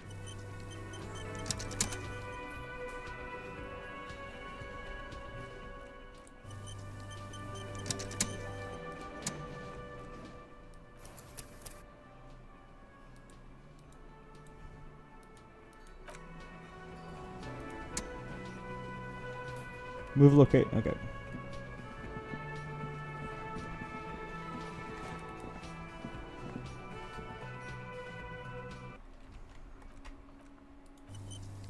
Oh my god, no.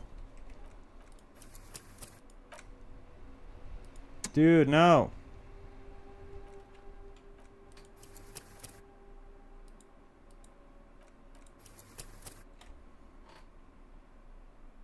Dude, my last quick save is from all the way back before the fucking...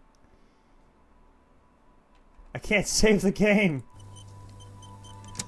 Are you shitting me?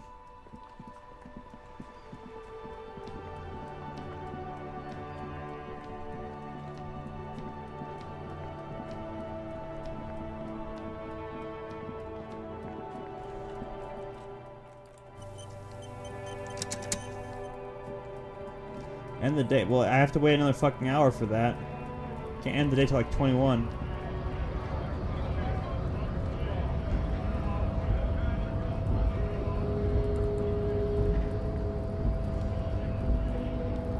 This game's bugginess really pisses me off. Okay, maybe if I talk to Everard and I do a task, it'll fix itself.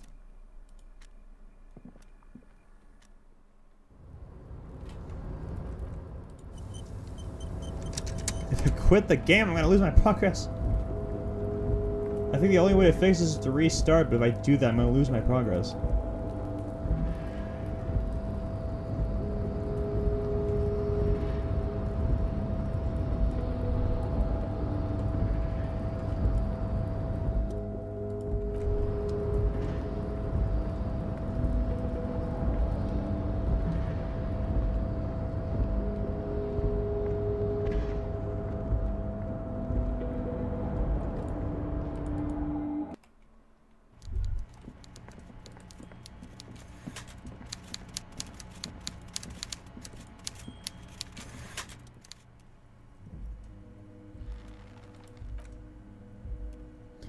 Done. I mailed the signature you asked me to mail. The golden boy returns once more. Wonderful. Simply wonderful, Harry. He claps his hand together like a child who's been offered cotton candy. Of course, I already knew this. My friend, the mailman, confirms the letter's on its way. You've done a great thing today. You've given the children of Martinez a bright future, and you've proven yourself someone I can trust. Someone I can really do business with. You're in my inner circle. You too, Mr. Kitsuragi. He nods to the lieutenant, smiling broadly. You can talk about anything. The strike, the murder, your lost gun, nothing is off the table. Oh, Bratan, you played the old man like a three-string banjo. We had no idea. Can I get my gun now? Harry, we've got to be honest with you. He turns solemn. Your gun was found 2 days ago. Withholding this information weighed heavily on me, but it had to be done. Oh shit, my mouse died. Fuck.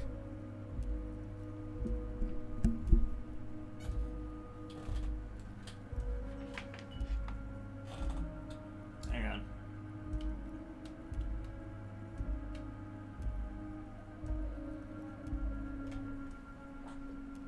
Alright. Plugged in, awkward position, whatever. Fine, where is it? An old woman has it, and let me tell you, Harry. Declan transfer has cursed you. Let me tell you, Harry, word on the street is she's a character, so watch out. It must be the woman who bought the gun from Roy, the one who described as terrifying. So gun stole with the one who bought it from Roy. Yes, the same one. I see you've done your research. The pawn shop made the gun easy to track. He smiles and shakes his head in wonderment. Crazy stuff, Harry. Selling your gun like that. Wild, anyway. The neighbors of this old woman contacted my men because they trust me and the Debardairs Union. Apparently she was waving around the entrance to a building. Waving the gun around doesn't sound good. None of this does. She's waving around at people? And I said, she's a character. I didn't have time for details. He smiles. It sounds like she's unstable, but don't worry, no one got hurt. Unstable's good, actually. She'll be easier to disarm. No, wait, actually, unstable's pretty bad. Unfortunately, I don't know any more. You're gonna have to go in blind, Harry. But she is an old lady. How dangerous can she possibly be? Oh, and she calls herself the Pigs. There it is again, the Pigs. Like Roy said, not good at all. I, for one, find it refreshing. Finally, someone else calls themselves a pig. A smile flickers in the corner of his mouth. It actually sounds extremely bad, but let's not give him the satisfaction. You set us up a meeting? Oh, I already have. He holds out his index finger. Tonight, starting 2200, near the old fish market on the coast. The one on the boardwalk, a little past the fishing village. Be careful, Harry. I would never set you up for anything dangerous, but you did ask for this. Now, he claps his hands. Back to the fun stuff. A little past the fishing village. Yeah. Okay. She'll be there from 2200 to 2 a.m. More fun stuff. He looks at you. Seems like we already have fun stuff to do. Did you order the hangman killed? Order it. You know my men didn't kill him. They told you it was a happy accident. You know how it is. No one takes the initiative. If I wanted him dead, I would have had to do it myself. I'm too fat for that. Why are you so fat? I'm glad you asked. I've got type 2 diabetes because sugar and fat was all my mother had to give me and my brother Edgar when we were kids. He wags his finger at you. Good job, too, as it made me ugly. And ugly people, Harry, are much better at politics. What do you gain from him being dead? Why, a war, of course. What do you have to gain from a war? Victory, Mr. Kitsuragi. I have victory to gain. We're going to start a war with the Wild Pines group and win before they even realize there is a war.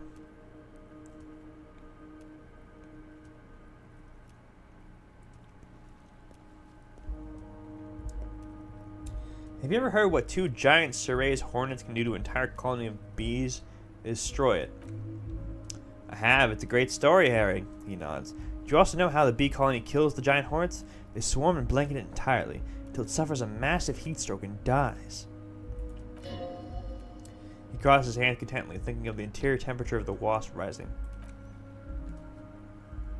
Harry, we outnumber them 1,500 to 1. And that's just Martinez. With all the unions in Revachol, and with public opinion on our side, we can hold off 2 men or 15 men or even 50 men. The more they send, the worse it's going to look for them. They made a huge mistake hiring those guys. No one likes foreign mercenaries. The leftists hate them, the fascists hate them, even the moralists think they're in bad tastes. Yeah, everyone hates them, except ultra-liberals maybe, which happens to be me. You're not an ultra-liberal, Harry. Get the fuck out of here. Don't be a retard. He smiles warmly. I can use that word too also. How is it connected to the strike? Harry, there is no strike. Only war. Class war. Or in business terms, a dawn raid. Or wait, he pauses to rub his chin. Is that when you still pay them something? Because we won't do that. We're not going to give nothing. We're going to take Terminal B away from them. The roads, the gates, the containers, that big crane, even the damn coffee maker. We're going to take all of it for the people and fuck Wild Pines. The word fuck rings like a gunshot from his mouth. He doesn't swear often. So that's why you haven't let Joyce in. Yes, it's also why I let that midget Galmont go. He's too nice. I can't put him through this. Plus, he knows how to get in here. That woman can't tell her tits from her asshole. She has no chance. What? Tits from her asshole is the local saying. Why are you telling me your plans? Because we're friends, Harry. Besides, it doesn't matter now. You can go tell her if you want. It won't change the course of events. We have a significant head start. He looks at the swordfish clock and nods. It's already happening.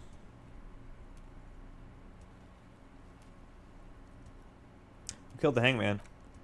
No idea. Could have been his own mother for all I know. If you ever find the guy, give him a big fat kiss from Eva Claire. Couldn't have done it without him. A guy, huh? How do you know it's a guy? I don't. I told you it could have been his own mother. I'm pretty sure it wasn't anyone from the Union. Maybe it was a mob, or maybe he killed himself because he was a closet socialist. Truth is, I simply don't know.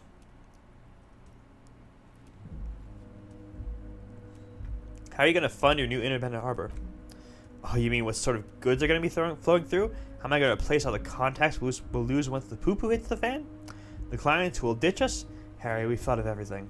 Everything?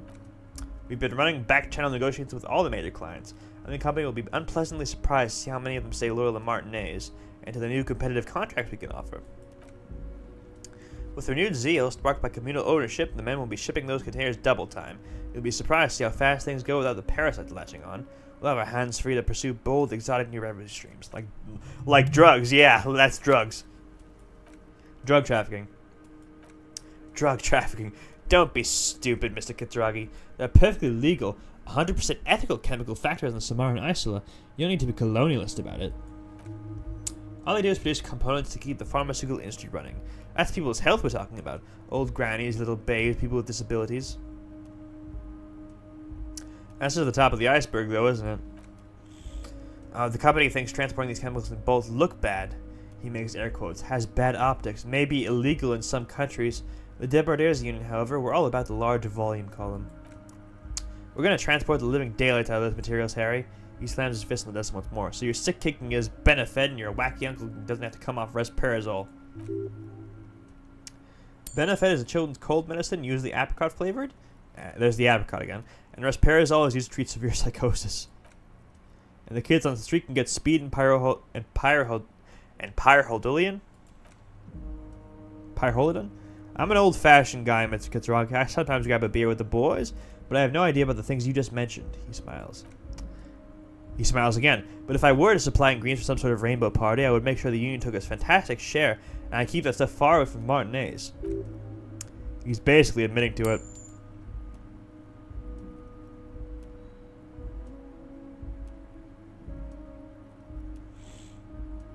Is Ruby helping you secure this fantastic share? Harry, if I was supplying raw materials to drug manufacturers, I would need an army of rupees. Lieutenant nods slowly. Understood. Drugs are a no-go for me. I'll report this. Oh, yes, of course. And while you're doing that, please go ahead and also tell the Wild Pines, he snickers. I want to hear the squeal from the indignity. Nothing in his features betrays any concern. Anyway, let's not focus on the sensationalism of the drug trade. The hypothetical drug trade is all anyone ever seems to be interested in. It'd only be a small part of the harbor's turnover. Just like the harbor is, but a small part of Martinez. So is there a trade or isn't there? Let's look at the big picture. Martinez as a whole. There are little girls out there with dreams of making music, young mothers who want to start businesses, models who want to walk catwalks, and steel welders who want to weld steel. I'm going to unite them all into one economic body. We're going to incorporate this place to kingdom come. Everyone's going to be in on the wealth, and everyone's going to pull their weight. Let's keep focusing on the drug trade. He was almost admitting to it. Hold on. I don't want to look at the big picture. I want to look at the drug trade you almost admitted to. No, Harry. That's boring, he sighs. All right, it's gone. The hypothetical raw materials trade is off the table. It's such a small and insignificant slice of revenue, I'm cutting it. Boys, he looks around the container. Harry felt queasy about it. We're not doing it. Can we talk about my beautiful incorporated Martinez into many-sided business ventures now? This bold new vision of incorporated socialism I'm offering?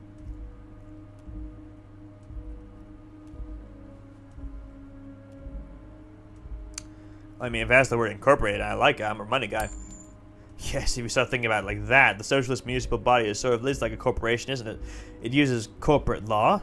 We're incorporated. I like to think we're using the best parts of all the ideologies here, Harry.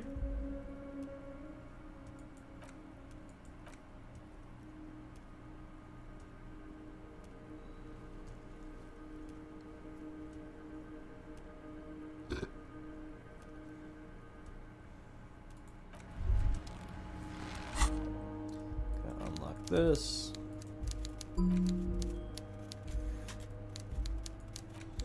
And fine, we'll do the contact Mike thought.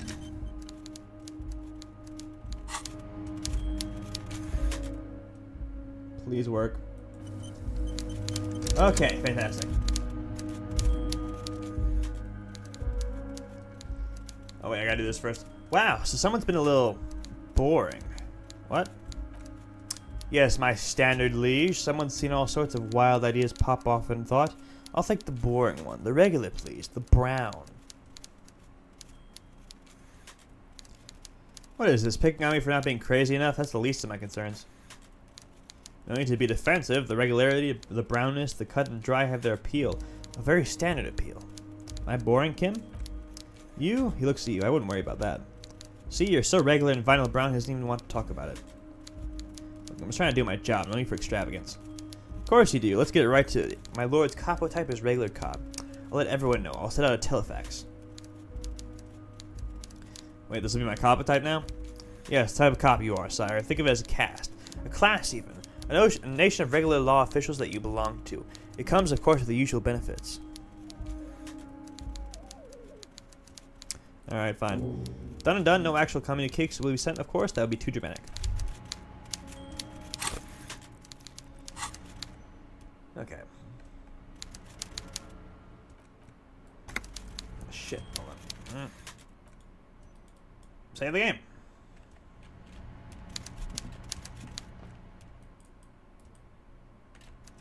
Okay, hold on.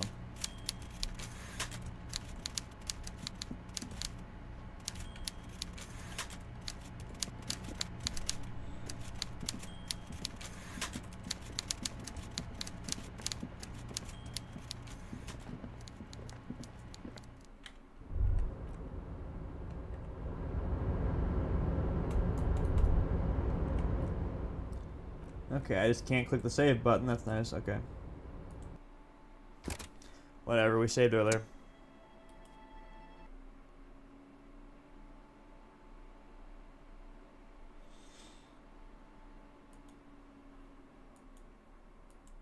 That'll be all for now. Good night.